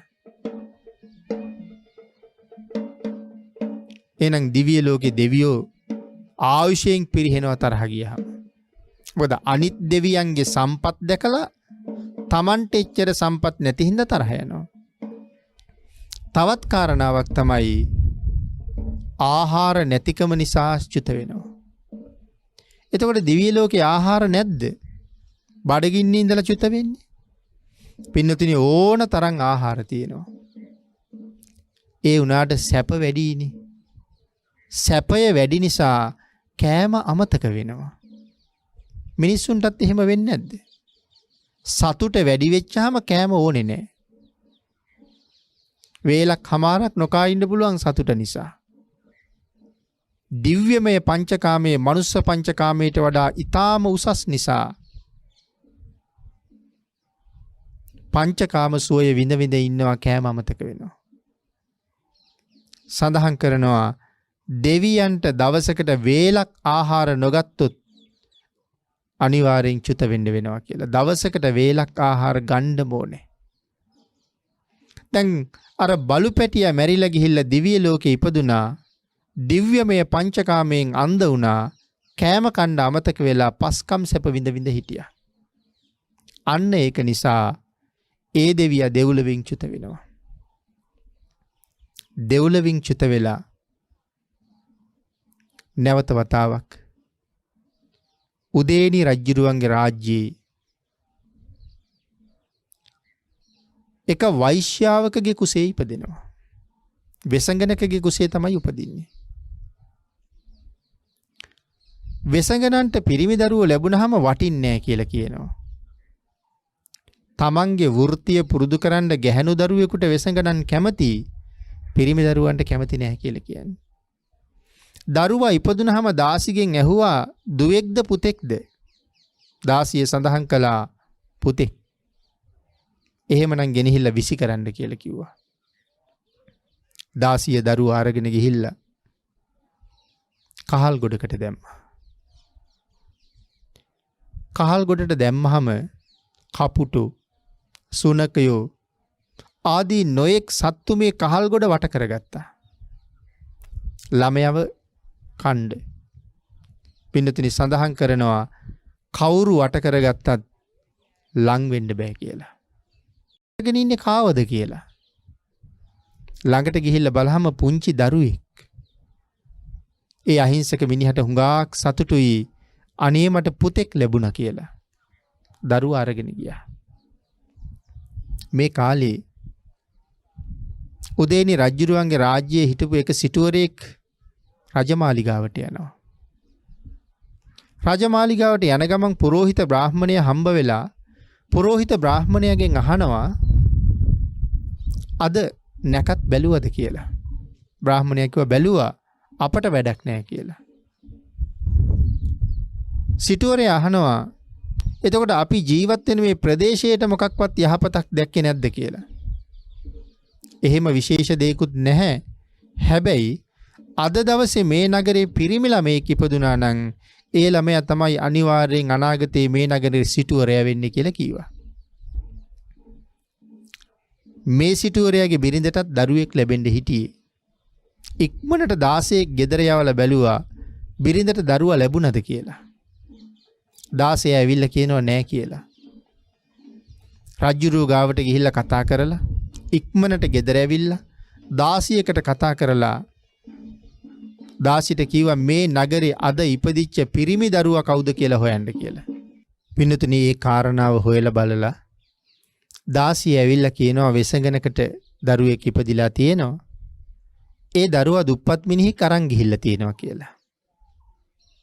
සිටුවරයා අර 16ට කහවණු 1000ක් දීලා 16ට සඳහන් කළා මේ කහවණු 1000 දීලා ඒ දරුවා ගේන්න කියලා. අර ගෙදර ගිහිල්ලා දරුවා ඉල්ලහම දෙන්න බැහැ කිව්වා. නමුත් කහවණු 1000ක්ම දුන්නාම දරුවා ලැබුණා. ඒ දරුවා ගෙනල්ලා රජුරවන්ට දුන්නා මේ සිටුවරයාට දුන්නාම සිටුවරයා 16ට කියනවා මේ දරුවා ගෙනහිල්ලා හරක් ගාලේ ප්‍රධාන දොරටුව ළඟ හරහට තියන්න කියලා. මොකද උදේට ගාලා ඇරියාම හරකුන්ට පෑගිලා මැරෙන්නේ. දැන් මෙයානේ සිටුවරයා වෙන්න ඉන්නේ. එතකොට දැන් මෙයා කල්පනා කරන්නේ තමන්ගේ බිරිඳට දුවක් ඉපදුනොත් මේ දරුවට විවාහ කරලා දෙනවා. තමන්ගේ බිරිඳට පුතෙක් ඉපදුනොත් මේ ළමයා මරනවා. දැන් ඉතින් ටික දවසක් යනකොට සිටු ගෙදර ඉපදුනේත් පුතෙක්ම තමයි. ඒ හින්දා තමයි මේ ළමයා දැන් මේ මරන්න හදන්නේ. දැන් ගෙනහිල්ලා හරක් ගාලේ දොරටුව ගාව තියලා 16 බලාගෙන ඉන්නවා. පින්නතුනි වෙනදා මේ ගාලෙන් අන්තිමට එළියට යන්නේ ප්‍රධාන ගවයා. එදා උදේ ගාලා අරිනකොට ප්‍රධාන ගවයා ඉස්සරලාම එළියට ඇවිල්ලා අර ළමයා තමන්ගේ පාද හතර අතරට මැදි කරගෙන හිටගෙන ඉන්නවා. අනික් ගවයෝ ටික දෙපැත්තෙන් එළියට ගියහම ගොපල්ලා ගිහිල්ලා බැලුවා වෙනදා අන්තිමට එන කෙනා අද මොකද කලින්ම ඇවිල්ලා කියලා. බලහම පාද අතරේ දරුවෙක් ඉන්නවා. හරි සතුටින් දරුවා අරන් ගියා. 16 ගිහිල්ලා සිටුතුමාට කිව්වා දරුවා මැරුණේ නෑ ගොපල්ලා ගත්තා කියලා.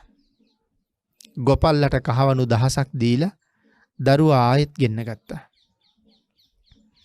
ගෙන්නගෙන 16ට කිව්වා මේ දරුවා ගෙනහිල්ලා පාන්දර කරත්ත පාරේ තියන්න. මේ නගරයෙන් කරත්ත පිටත් වෙනවා බඩු පටවගෙන පාන්දරම. එක්කෝ කරත්තවල ගොනුන්ට නැත්තම් රෝදෙට පෑගිලා මැරෙන්න පාරේ තියන්න කිව්වා. ඇය ගෙනහිල්ලා දරුවා එහෙම තිබ්බා. සාත්තු නායකයාගේ කරත්තේ ඉස්සරලම ආවා. ඒ ගවයෝ 4 දෙනා එතෙන්ට ඇවිල්ලා හරියටම දරුවා මැදි කරලා හිටගෙන විය කර බිම තිබ්බා. පාන්දර එළි වෙනකන් විය කර නැවත තියලා දක්කන්න හැදුවත් බැරි වුණා. එළි වුණාට පස්සේ තමයි වෙලෙන්දා දැක්කේ මේ දරුවෙක් රැකගෙනයි මේ ඉන්නේ කියලා. වෙලෙන්දා දරුවා අරන් ගියා.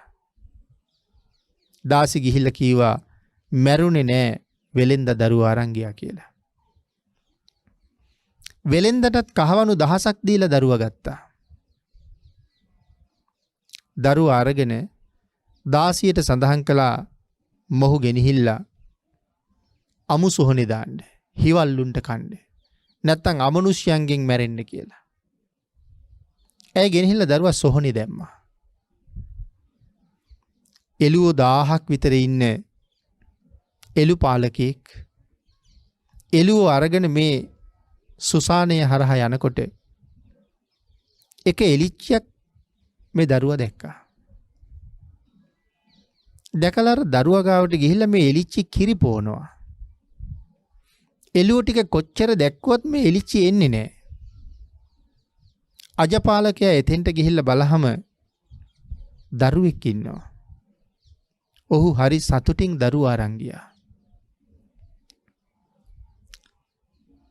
ඒ ක්‍රමේනුත් මරන්න බැරි වෙච්ච නිසා අජපාලකයටත් කහවණු 1000ක් දීලා දරුවා ගෙන්න ගත්තා. දැන් අපේ පින්නතුන් හිතනවද මේ දරුවා මෙච්චර මරන්න හදනකොට ඇයි මේ රැකෙන්නේ කියලා? පසේ බුදුරජාණන් වහන්සේට ආරක්ෂාව හදාපු පින. තිරිසනෙක් වෙලා ඉපදිලත් අර සුනකයා පසේ භාග්‍යතුන් වහන්සේට ආරක්ෂාව හදහද දානේ වළඳන්න ගෙදරටත් වැළඳුවාට පස්සේ පන්සලටත් එක්ක කරගෙන ගියා. ඒ පුණ්‍ය මහිමේ මේ තියෙන්නේ. කාටවත් විනාශ කරන්න බෑ ආරක්ෂාව හැදෙනවා. අන්තිමට දාසියට කීවා මේ දරුවා ගෙනහිල්ලා හොරු පෙරලන ගලෙන් බිමට දාන්න කියලා. හොරු ගෙනහිල්ලා මරණ ගලක් තියෙනවා. ගලෙන් පල්ලෙහාට තල්ලු කරලා තමයි මරන්නේ. එතනින් බිමට දාන්න කියලා.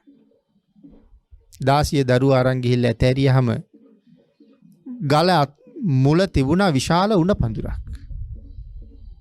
ඒ උණ පඳුරෙන් උඩින් විශාල පඹගාලක් පැටලිලා තිබුණා.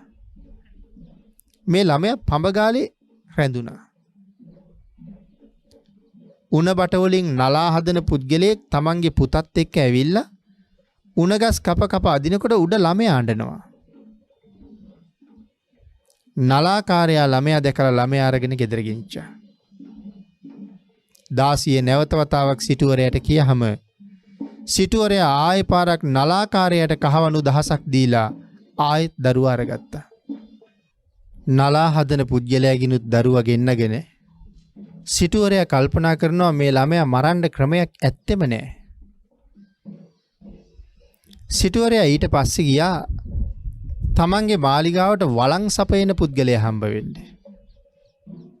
ඒ පුද්ගලයා හම්බ වෙන්න ගිහිල්ලා වළං හදන එක්කෙනත් එක කතා කර කර ඉඳලා ඔහුට කියනවා මම පොඩි වැඩක් බාර දෙන්නයි ආවේ.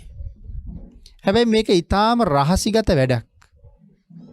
වළං හදන පුද්ගලයා කියනවා සිටුතුමනි ඕන දෙයක් කියන්න. ඔබ වහන්සේට නොකරන දෙයක් තියෙනවද මම? ඕනම දෙයක් මම කරන්න ලෑස්තියි කියලා. සිටුවරයා හිමීට අර පුද්ගලයාට කියනවා මගේ ගෙදර ඉන්නව අවජාතක දරුවෙක්. ඒ දරුවා මට මරන්න ඕනේ. ඔබට පුළුවන්ද ඔබේ වළං පෝරණයට ගින්දර දාන දවසට මං ඒ ළමයා එවන්නම්.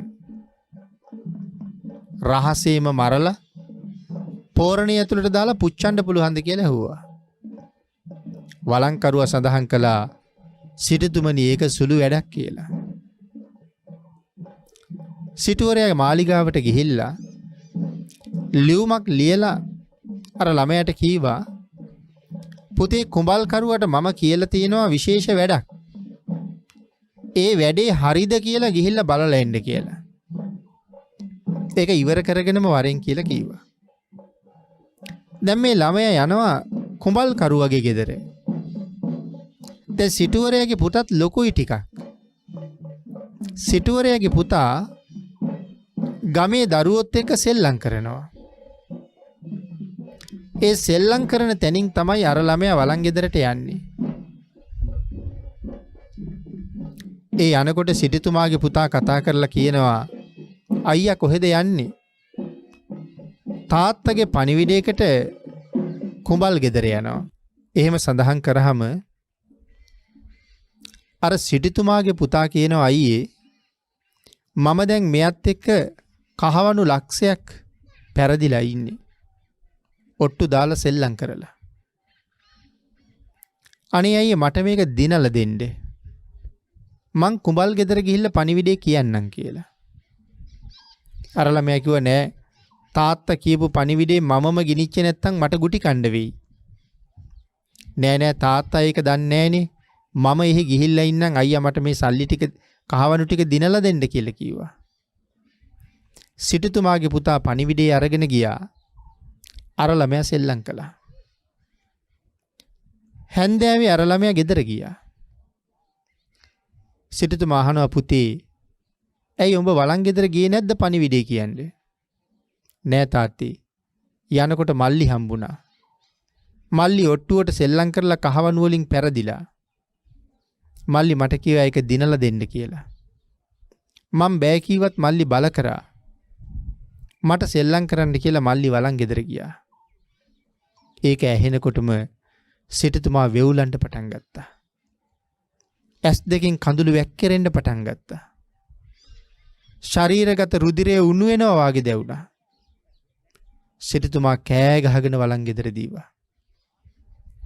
කෑ ගහ සිටුතුමා දුවගෙන එනවා දැකලා වළං හදන කෙනෙක් තමන්ගේ ගෙදරින් එළියට ඇවිල්ලා සිටුතුමාට කියනවා සිටුතුමනි කෑ ගහන්න දෙයක් නැහැ. මට බාර දුන්න වැඩේ මම හරියටම කළා කියලා. සිටුතුමා එතනම නතර වුණා. ඇස් දෙකෙන් කඳුළු වැක්කිරෙනවා. කරන්න දෙයක් නැහැ. දරා ගන්න බැරි දුකින් සිටුතුමා ගෙදර ආවා.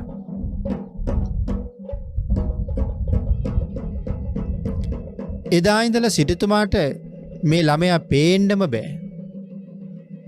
මේ ළමයා මරන්න ක්‍රමයකුත් නැහැ. සිටුතුමා කල්පනා කළා මොහු කොහොම හරි මරන්න ඕනේ කියලා. අන්තිමට සිටුතුමා ලියුමක් ලීවා තමන්ගේ ප්‍රදේශයේ මුදලිතුමාට. ඒ ලියුමේ ලියලා තියෙන්නේ මේ ලියුම අරගෙන එන ළමයා මරලා මට පණිවිඩය එවන්න. ඉන් පස්සේ ඔබ වෙනුවෙන් කළ යුතු දේ මම කරන්නම් කියලා. මේ ළමයාට අකුරු ශාස්ත්‍රය ඉගෙනුවේ නෑ. මරන්නමනේ හැදුවේ හැම වෙලාවෙම. ඒ හින්දා අකුරු කියවන්න දන්නේ නෑ.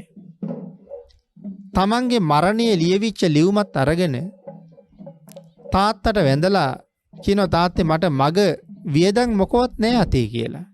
ඕන් නෑ පුතේ. මගට යනකොට තියෙනවා මගේ මිත්‍රයාගේ සිටු මාලිගාව. එහෙට ගිහිල්ලා උඹ කවුද කියලා කියාපන්. කණ්ඩ බොණ්ඩ ඕන තරම් ලැබෙයි කියලා. ඒ සිටු ගෙදර ගියහම සිටු බිරිඳ තමයි ඉස්සරළම හිටියේ.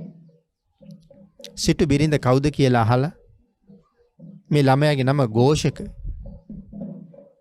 ഘോഷක කියලා නම තිබ්බෙත් මහා හඬක් තියෙනවා. සඳහන් කරනවා අර දිව්‍ය ලෝකේ ඉපදිච්ච කාලේ කනට කරලා දෙවියෙකුට යමක් කිව්වොත් යොදුන් ගානක් ඇහෙනවා කියලා. කනට කරලා කියහම. ප්‍රකෘති විදිහට කතා කරුවොත් යොදුන් 10000ක් ඈතට ඒ හඬ පැතිරෙනවා කියලා. ඇයි මේ තරම් ලොකු හඬක්? පසේ බුදුරජාණන් වහන්සේ ආරක්ෂා කරන්න බුරපු නිසා මේ තරම් හඬක් ලැබිලා තියෙන්නේ. පින්නතුනි භාග්‍යතුන් වහන්සේගේ ධර්මයේ ශ්‍රවණය කර භාග්‍යතුන් වහන්සේගේ ගුණ මෙනෙහි කර කර සාදු සාදු කියලා හඬ නගන අයගේ කටින් මහනෙල් මල් සුවඳ හමනවා කියලා කියන්නේ. බුදුරජාණන් වහන්සේ වෙනුවෙන් සාදු කීවත් ඒකත් මහා ශ්‍රේෂ්ඨ පින්කමක්. ඉතින් ඒ හඬ බොහොම ප්‍රබල නිසා ഘോഷක තමයි නම. තමන් ഘോഷක කියලා අර සිටු බිරිඳට කියහම ඇය බොහොම ආදරෙන් තමන්ගේ දරුවෙකුට වාගේ ඔහුට සැලකුවා. සිටු ගෙදරත් ඉන්නවා එක දුවක් අවුරුදු 16යි වයස. දැන් මේ දරුවටත් එච්චර වයසයි. ඒ දුව ඊටාම ලස්සන නිසා දුවගේ ආරක්ෂාවට නිතරම 16ක් ළඟ තියලා ඉන්නවා. ඒ 16 හදිස්සියෙම මේ මහල් 7ක මාලිගාවේ උඩ තට්ටුවෙන් බැහැලා සිටි දුවගේ උවමනාවකට කඩපිලට යන්නයි යන්නේ. ඒක දැකලා සිටු බිරිඳ සඳහන් කළා මේ දරුවට ඉඳගන්න පුටුවක් දීලා නිදාගන්න ඇඳක් හදලා පාද සෝදලා තෙල් ගාලා සම්බාහනය කරන්න කියලා. හුඟක් දුර පයින් ඇවිල්ලානේ. ඒ ඔක්කොමත් කරලා කඩපිලටත් ගිහිල්ලා සිටිදුව ගාවට යනකොට වෙලා ගියපු නිසා සිටිදුව බොහොම දොස් කීවා. ඒ වෙලාවේ 16 කාරණාව මුල ඉඳලා කීවා. ഘോഷක කියලා පිරිමි ළමෙක් ඇවිල්ලා ඉන්නවා. එයාට ඇඳක් හදලා පුටුවක් හදලා පාද දෝවණය කරලා තෙල් ගල්වලා යන්න කියලා සිටු දේවිය මට කීවා. ඒ ටික කරලා එනකොටයි වෙලා ගියේ මගේ වරදක් නෙමෙයි කියලා. පින්නතුනි අර ഘോഷක කියන නම ඇහෙනකොටම අර සිටු ගෙදර තරුණියගේ ඇඟ වෙවුලලා ගියා. ඇයට කතා කරගන්නත් බැරුව ගියා. ඇය නිශ්ශබ්ද වුණා. ඇය ටික වෙලාවක් එහෙමම ඉඳලා අර තරුණියගෙන් ඇහුවා නැත්නම් තමන්ගේ දාසියගෙන් අහනවා දැන් ඔහු කොතනද ඉන්නේ? අහවල් කාමරේ දැන් නිදි කියලා කීවා. සිටු දියණිය හැමෝටම හොරෙන් උඩින් බැහැලා ඇවිල්ලා මොකද ඇයට උඩින් බහින්න දෙන්නේ නැහැ ඒ තරම් ලස්සනයි. බැහැලා ඇවිල්ලා මේ ഘോഷක නිදාගෙන ඉන්න තැනට ගිහිල්ලා ඇය දැක්ක මේ ഘോഷකගේ ඇඳුමේ තියෙනවා ලිපියක්. ඒ ලියුම හිමීටම අරගෙන තමන්ගේ කුටියට ආපහු ගිහිල්ලා දොරවල් වහලා ලියුම බැලුවා. ලියුමේ ලියලා තියෙන්නේ මොහු මරන්න කියලා. ඇය කල්පනා කළා මෝඩයා. තමන්ගේ මරණ වරෙන්තුව අතේ තියාගෙනයි මේ යන්නේ. ඇය ඒක ඉරලා විසිකා. විසිකරලා ලියුමක් ලිව්වා මුදලිතුමනි. මේ ලියුම අරගෙන ඉන්නේ මගේ පුතා. මගේ පුතාට ওই ප්‍රදේශයෙන් මහල් 2ක නිවසක් හදලා දෙන්න. නිවස වටේට ආරක්ෂිත තාප්පයක් බඳින්න. මුරකාවල් වල මුරසෙබළු යොදන්න. අපේ අටුකොටු වලින් ධනය ගෙනල්ලා ගබඩා පුරවලා දෙන්න. අන්තිමට ප්‍රාදේශීය සිටුවරයාගේ දුවත් ඔහුට විවාහ කරලා දෙන්න. ඒ සියල්ලම කරලා මට පණිවිඩය එවන්න කියලා ඇය ලියුමක් ලියවා. ඒ ලියුම හිමීටම ගෙනහිල්ලා ඔහුගේ අර ඇඳුමේ ලිපිය තිබ්බ තැන රැඳෙව්වා. ඔහු ඒ ලිපිය ගෙනහිල්ලා මුදලිට දුන්නා. ලිපියට අනුව සියලු කටයුතු මුදලි කළා. විවාහෙත් ඉවර කරලා සිටු ගෙදරට පණිවිඩය එව්වා. සිටුවරයාට දරා ගන්න බැරි තරම් කේන්ති. මොහු මරන්න ක්‍රමයක් ඇත්තෙම නැහැ. අවස්ථා 7ක උත්සාහ කළා මරන්න. අවස්ථා 7ෙම මරණයෙන් බේරුණා. ඇයි අවස්ථා 7ෙම මරණයෙන් බේරෙන්නේ? පසේ බුදුරජාණන් වහන්සේට ආරක්ෂා සම්පත්තිය හදාපු පින නිසා. පින්නතුනි ඒ ධර්ම කාරණාව විස්තර කරන්න තව දීර්ඝයි. අන්තිමට සිටුවරයා මැරෙනවා. සිටුවරයාට උවමනාව තියෙන්නෙත් මගේ කිසිම ධනයක් මොහුට දෙන්න එපා කියලා. නමුත් සිටුවරයාට අවසාන වෙලාවේ වචන පැටලි නමුත් කියවෙන්නේ මගේ සියලු සම්පත් මොහුට දෙන්න කියලා. අර තරුණියට ഘോഷක කියන නම ඇහෙනකොටම මෙච්චර ලෙංගතුකමක් දැනුනේ ඇයි? ඒ තරුණිය වෙන කවුරුවත් නෙමෙයි. මොහු එදා දුර්භික්ෂයෙන් බේරෙන්න කාලී නම් තමන්ගේ බිරිඳත් එක්ක ඇවිල්ලා ගෝපල්ලගේ ගෙදර කිරිබත් අනුභව කරලා මැරිච්ච කාලේ ඔහුගේ බිරිඳ වෙච්ච කාලි තමයි පසේ බුදුරජාණන් වහන්සේට දන් දීලා දෙව්ලොව ඉපදිලා දෙව්ලොවින් චුත වෙලා දැන් මේ ප්‍රාදේශීය සිටු ගෙදර දුව වෙලා ඉපදිලා ඉන්නේ. ආන්ගේ සාංශාරික බැඳීම තමයි නම ඇහෙනකොටම දැනුනේ. එතකොට දැන් මේ තරම් ආරක්ෂා සම්පත්තියක් සහිතව 7 වතාවක් මරණයෙන් බේරුණේ කවුරු වෙනුවෙන් අතවැසිකම කරපු නිසාද? පසේ බුදුරජාණන් වහන්සේ වෙනුවෙන් අතවැසිකම කරපු නිසා. පසේ බුදුරජාණන් වහන්සේට සේවය කරලා ඒ තරම් මහා කුසලයක් සසර පුරා භුක්ති විඳනං පින්නතුනි අපිට වඳින්න පුදන්න වත්පිළිවෙත් කරන්න පුද පූජා පවත්වන්න උපහාර දක්වන්න ලෞතුරා බුදුරජාණන් වහන්සේ ලැබිලා තියෙන්නේ. ලෞතුරා බුදුරජාණන් වහන්සේ උදෙසා මේ අපි විසින් සිද්ධ කරන පින්කම් වල ආනිසංස මෙච්චරක් මෙපමණක් කියලා සඳහන් කරලා ඉවර කරන්න බැහැ කියලා නිතර නිතර දේශනා කරන්නේ අන්න ඒ නිසා. අපේ පින්නතුන් ඊටාම ශ්‍රද්ධාවෙන් මේ පින්කම් ටික ඊයේ ඉඳලා සම්පූර්ණ කර ගනිමින් ශ්‍රද්ධාව පෙරදරි කරගත්තනම් කොයි තරම් කුසල් සම්භාරයක් මේ වෙනකොට අත්පත් කරගෙනද කියන කාරණාව හිතට දැනෙනකොට ඔබට ඇති වෙන්නේ මහත් සතුටක්.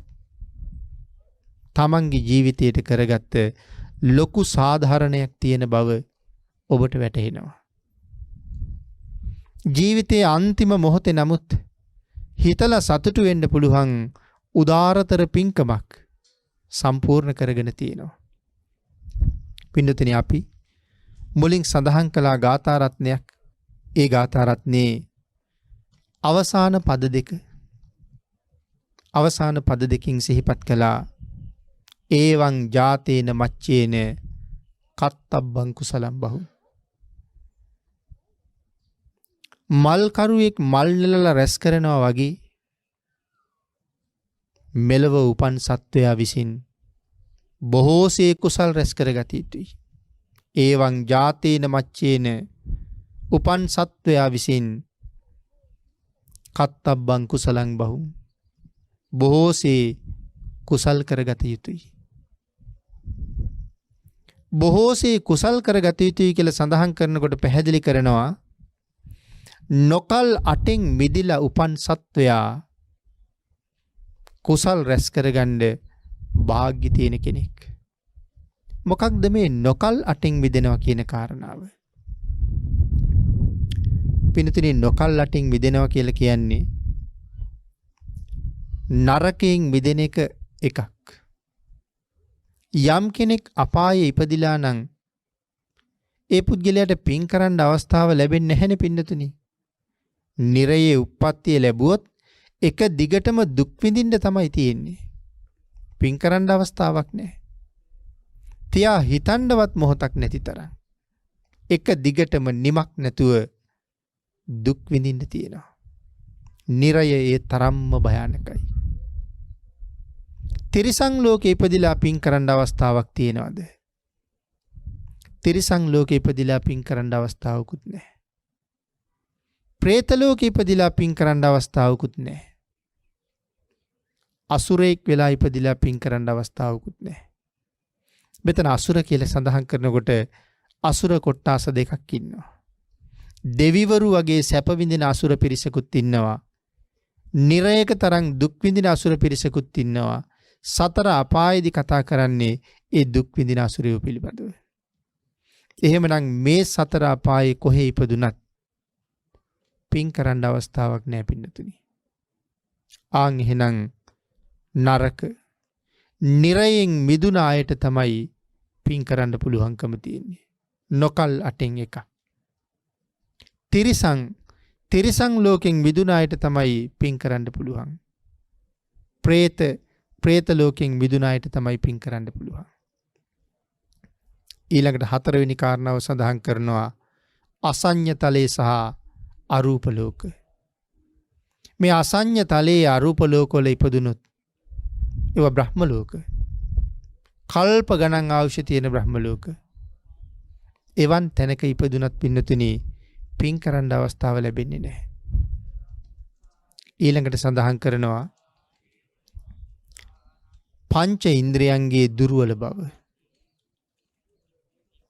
යම් කෙනෙකුට ඇස් පේන්නේ නැත්තම් මේ වාගේ මහා චෛත්‍ය රාජානන් වහන්සේලා දැකලා බුදුරජාණන් වහන්සේගේ පිළිම වහන්සේලා දැකලා ආර්ය මහා සංඝරත්නය දැකලා සතුටු සිත් උපදවලා පින් කරගන්න අවස්ථාව ලැබෙන්නේ නැහැ නේ පින්නතුනි. ඉන්ද්‍රියන් දුර්වලයි නම් කන් ඇහෙන්නේ නැත්තම් බණ පදයක් අහගන්න අවස්ථාවක් නැහෙනේ. අතපය වාරු නැත්තම් වෙහෙසිලා මහන්සි වෙලා පින්කම් වලට උදව් උපකාර කරන්න පුළුවන් කමක් නැහෙනේ. නිරෝගී මනසක් නැත්තම් මොකවත් කරගන්න පුළුවන් කමක් නැහෙනේ. ආන් ඒ නිසා පංච ඉන්ද්‍රියන් දුර්වලයි නම් ඒත් පින් කරගන්න තියෙන අවස්ථාව මගහැරිලා යනවා. ඊළඟට සඳහන් කළා ප්‍රත්‍යන්ත දේශය. මොනවද මේ ප්‍රත්‍යන්ත කියලා කියන්නේ? ප්‍රත්‍යන්ත දේශයේ ඉපදිච්ච කෙනාට පින් කරන්න ලැබෙන්නේ. ඇමරිකාවේ ඉපදුනොත් පින් කරන්න ලැබෙනවද? ජපානයේ ඉපදුනොත් පින් කරන්න ලැබෙනවද? එංගලන්තයේ ඉපදුනොත් පින් කරන්න ලැබෙනවද? මේ බටහිර රටවල් වල පෙරදිගත් ඇතැම් රටවල් වල බෞද්ධ රටවල් ලෝකේ තියෙන 10ක් විතර.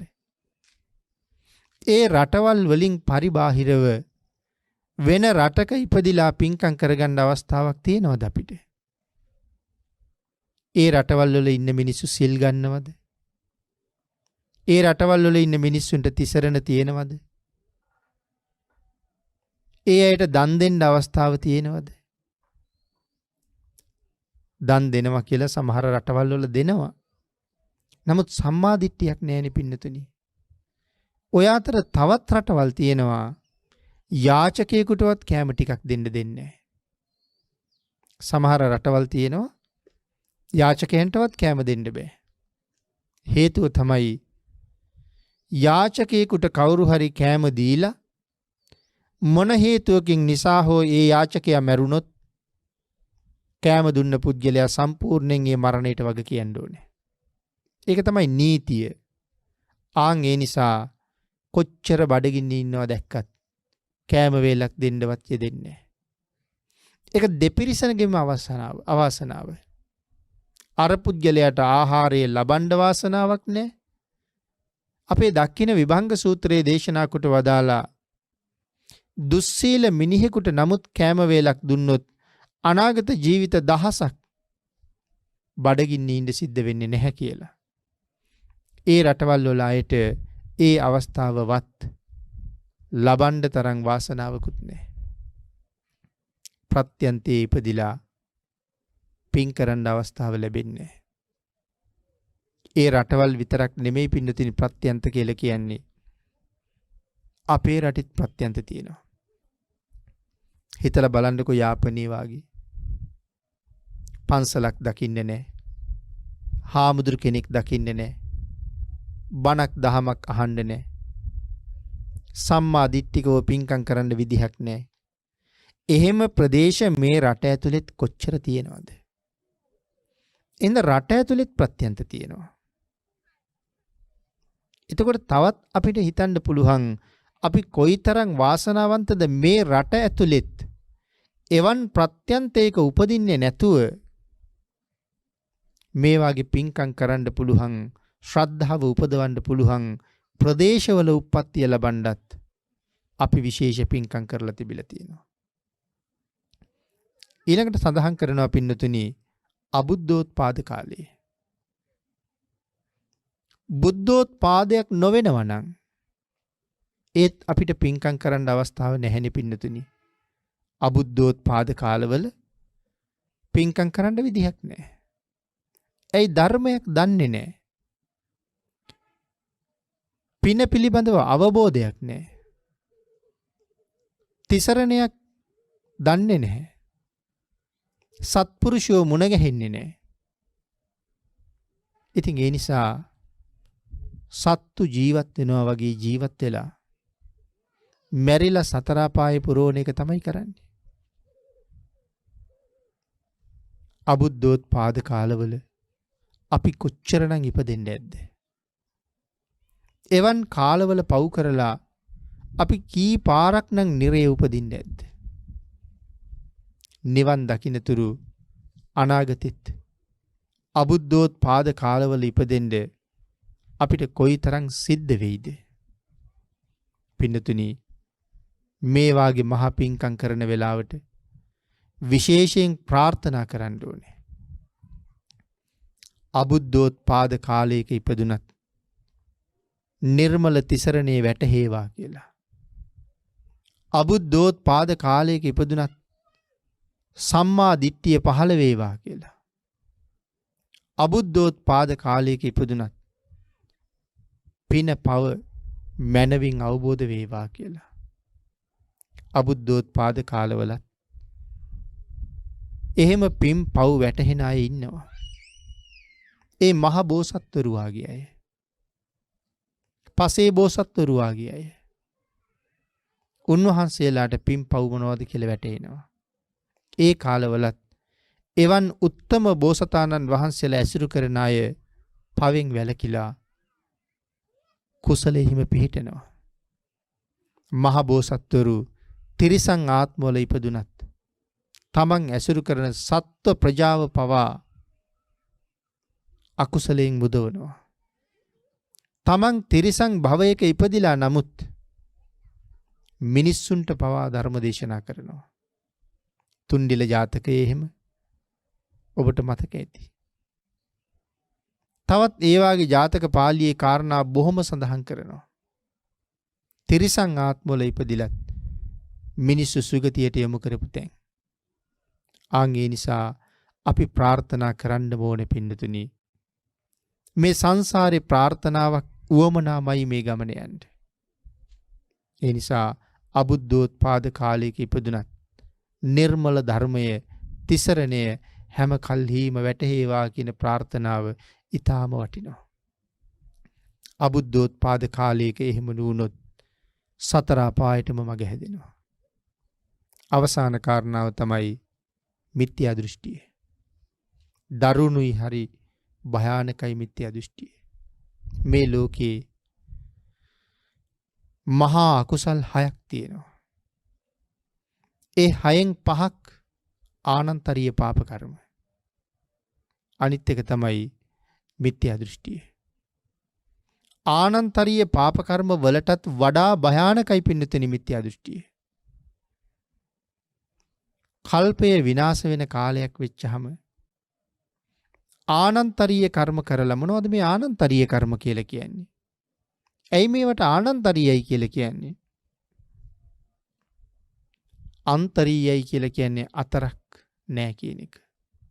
න අන්තරීය ආනන්තරීය අතරක් නෑ. එවන් කර්මයක් යමෙක් කරලා තියෙනවා නම් මරණයත් එක්කම ඒකාන්තයෙන්ම අවීචිය උපදිනවා. අතරක් නෑ කිව්වේ ඒකයි. ඇහි පිල්ලම් ගහනවටත් වඩා ඊටාම අඩු කාලයයි ගත වෙන්නේ අන්තිම ප්‍රාණ වායුව වාතලයට මුදා හරින මොහොතේම ඔහු අවීචියේ පහළ වෙනවා. ඒකයි ආනන්තරීය කියලා කියන අතරක් නෑ. නමුත් කපනැසෙන කාලයක් වෙනකොට මේ අවීචියේ ඉන්න අය පවා අවීචියෙන් මිදෙනවා කියලා කියනවා. හැබැයි මිත්‍යා දෘෂ්ටිකයෙකුත් අවීචියේ ඉන්නවා නම් ඔහු අවීචියෙන් මුදවන්නේ නැහැ. කල්ප විනාශයෙන් විනාශ නොවන වෙනත් සක්වලක අවීචියකට කර්මය විසින් මාරු කරනවා කියලා කියන්නේ. ඒ තරම්ම භයානකයි මිත්‍යා දෘෂ්ටික කර්මය. මොනවද මිත්‍යා දෘෂ්ටි කියලා කියන්නේ? සම්මා දිට්ඨියට ප්‍රතිවිරුද්ධයි නම් යමක් ඒ හැම දෙයක්ම මිත්‍යා දෘෂ්ටියක්. භාග්‍යතුන් වහන්සේ දේශනා කරපු දේශනාවට ප්‍රතිවිරුද්ධයි නම් මේ ලෝකේ තියෙන යමක් ඒ ප්‍රතිවිරුද්ධ දේවල් මිත්‍යා දෘෂ්ටි. එහෙමනම් මේ කාල 8 තමයි නොකල් 8 කියලා සඳහන් කළේ. නොකල් 8න් මිදුන සත්වයාට බොහෝ කුසල් රැස් කරන්න පුළුවන්. එහෙමනම් පින්නතුනි ඔබ අපි හැමෝම නොකල් 8න් මිදිලා ඉන්නේ. එක දිගට පින් කරගන්න කාලයකුයි මේ ලැබිලා තියෙන්නේ. ඒ කාලයේ අතපසු කරගන්නේ නැතුව ප්‍රමාද වෙන්නේ නැතුව කාලේ නිකරුණේ නාස්ති කරන්නේ නැතුව වහ කුසල් රැස් කරන්න ඕනේ. අපි මුලින්ම සිහිපත් කළා වගේ තිසරණේ පිරිසිදු කරගෙන පංචශීලය ආරක්ෂා කරගෙන බොහෝ සේපින් රැස් කරන්න ඕනේ. මනුස්ස ජීවිතේ ශ්‍රේෂ්ඨයි කියන්නේ කරුණු ටිකක් අපි මුලින් සාකච්ඡා කළා. මනුස්ස ජීවිතයේ සතර අපායට යන අතරමඟ එක නවාතනක් කියලා අපි මතක් කළා. අපේ නිවස පිළිබඳවත් කරුණු ටිකක් කියලා අපි ධර්ම දේශනාව ඉවර කරමු. මේ මනුස්ස ජීවිතයේ අපේ පවුල හරියට හතරමං හන්දියක් වගේ. අම්මා ඉන්නවා, තාත්තා ඉන්නවා. සමහරට දරුවෝ දෙන්නෙක්, 3 දෙනෙක්, 5 දෙනෙක්. ඔහොම පිරිසක් ඉන්න පුළුවන් ගෙදර. දරුවෝ 5 දෙනෙක් ඉන්නවා නම් අම්මයි තාත්තයි ඒ ගෙදර සමාජිකයෝ 7 දෙනෙක් ඉන්නවා. මේ ගෙදර කියලා කිව්වේ හතරමං හන්දියක්. ඒ හතරමං හන්දියක් කියලා මම සඳහන් කළේ. අපි පින්නතුනි හිතලා බලන්න හතරමං හන්දියේදී මොකද වෙන්නේ කියලා. හතරමං හන්දියේදී වෙන්නේ හතර පැත්තෙන්ම ආපු අය එකට මුණ ගැහෙනවා. එකට මුණ ගැහිලා නැවත ඒ අය වෙන වෙන පැති වලට යනවා. උතුරෙන් ආපු කෙනා බටහිරට යනවා. දකුණෙන් ආපු කෙනා පෙරදිගට යනවා. හතරමං හන්දියේදී මුණ ගැහිලා අපි වෙන වෙන පැති වලට වෙන් වෙනවා. ආන් ඒ වගේ තමයි අපේ අම්මා කොහෙන් ආවද කියලා අපි දන්නේ. අපේ තාත්තා කොහේ ඉඳලා දාවේ කියලා දන්නේ නැහැ. නමුත් ඒ දෙන්න එකට මුණ ගැහිලා. අපි දන්නේ නැහැ අපේ අයියා, අපේ අක්කා, අපේ නංගි, මල්ලි මේගොල්ලෝ කොහේ ඉඳලාද මේ ගෙදරට ආවේ කියලා. එක දිහාවල් වල ඉඳලා ඇවිල්ලා මේ ගෙදරදී අපි ඔක්කොම මුණ ගැහිලා. මේ ගෙදරදී මුණ ගැහිච්ච අපි ටික කාලෙකින් මේ ගෙදරින් පිට වෙලා යනවා. අම්මට තාත්තට කලින් දරුවෝ යන්න පුළුවන්. නමුත් දැන් කොහාටද යන්නේ? 7 දෙනා 7 පැත්තකට යන්න පුළුවන්. නැත්නම් නොඑක් පැති වලට යන්න පුළුවන් 7 දෙනා. දෙන්නෙක් එකපාරේ යන්නත් පුළුවන්. 3 දෙනෙක් එකපාරේ යන්නත් පුළුවන්. සමහර පවුල් වල ඔක්කොම එකපාරේ යන්නත් පුළුවන්. හැබැයි එහෙම වෙන්නේ කොහොම වුණොත්ද? තිසරණයි පන්සිලුයි ඒ ගෙදරම අයට හොඳටම තියෙනවා නම් ගෙදරම අය මැරිලා එකම පාරේ යනවා. මොන පාරේද යන්නේ? සුගතියට යන පාරේ යනවා. ඒ අය සුගතියේදී ආයෙ හම්බ වෙනවා. සමහර වෙලාවට එහෙත් එකටම පින් කරගත්තොත් එහෙන් චුත වෙනකොට ආයෙ මනුලවත් එකටම උපදිනවා. එකට පින්කම් කරන අය එකටම මුණ ගැහෙන බව ධර්මයේ බොහෝ තැන්වල සඳහන් කරලා තියෙනවා. එහෙනම් ඔබ හිතලා බලන්න. අපි එක පාරෙම යන පවුලක්ද? නැත්නම් අපේ පවුලේ අනික් අය කොහේ යයිද? ඔය කාරණාව හිතලා බලලා හැමෝම තමන්ගේ පාරේ ගෙන්න ගන්න. නමුත් වර්තමානයේ ධර්මයේ හුඟක් දන්නේ නැති නිසා, ශ්‍රද්ධාවත් හිග නිසා, කල්යාණ මිත්‍ර බවත් නැති නිසා එක පාරක යන්න උත්සාහ දරන බව නම් පේනවා හුඟක් අඩුයි. සමහර වෙලාවට අම්මයි තාත්තයි දෙන්නම බණ අහන්න යනවා. අම්මයි තාත්තයි දෙන්නම පොයට සිල් ගන්නත් යනවා. හැබැයි ඒ දෙන්නා කවදාවත් බණ අහන්න දරු පැටවු ටික එක්ක යන්නේ නැහැ. කවදාවත් බණ සිල් ගන්න ළමයි ටික එක්ක යන්නේ නැහැ. ළමයිට සම්මා දිට්ඨියක් නැහැ. ළමයිට තිසරණත් නැහැ. ළමයිට පන්සිලුත් නැහැ. ඒගොල්ලෝ ඉස්කෝලේ ගිහිල්ලා එනකොට, පන්ති ගිහිල්ලා එනකොට මගදී යට වෙලා මැරුණොත් අපායටම යනවා. අපි සිල් අරගෙන බණ අහලා සුගතියට යන්න පාර හදනවා. ළමයිට මොකවත් නැති නිසා ඒ අය මැරිලා අපායට යනවා. ධර්මය දන්නවනම්, හොඳට බණ අහලා නම්, සසර තේරුම් අරන් නම් ඉස්සරලම කරන්නේ සම්මාදිට්ඨික කරන එක. තිසරණෙහි පිහිටවන එක. සිල් ආරක්ෂා කරන එක. මොනවා ඉගෙන ගත්තත් වැඩිම වුණොත් මේ ලෝකේ අවුරුදු 70ක් 75ක් ජීවත් වෙයි. ඒ ටික කරගෙන මැරිලා නිරේටනේ යන්න තියෙන්නේ. ඒ ගිහිල්ලා අවුරුදු කෝටි ප්‍රකෝටි ගණන් කල්ප ගණන් විඳවන්න වෙනවා. නමුත් පින්නතුනි, කුසලුත් රැස් කරවලා තිසරණයත් පිරිසිදු කරලා තිබුණොත් සතර අපායෙන් මිදලා සුගතියට යයි. ශ්‍රේෂ්ඨ වූ මනුස්ස ජීවිතය අර්ථවත් කරන්න. දරුවන්ගේ ජීවිත ටිකත් අර්ථයෙන් පුරවන්න. දරුවන්ට තියෙන හැබෑම ආදරේ තමයි අපායට යන පාර වහලා දෙන එක. ඒක කරන්න හොඳටම පුළුවන්කම තියෙන්නේ මුලින්ම මව්පියන්ට. ඒ ටිකත් කරලා ඔබ සත්පුරුෂයෝ බවට පත් වෙලා තව බොහෝ දෙනාට පිහිට වෙලා ඔබේ මෙලව ජීවිතේ සුවපත් කරගෙන පරලෝ ජීවිතේ සුගතිගාමී කරගෙන මේ සංසාරයෙන් එතර යන්න අපි පාර හදා ගන්න ඕනේ.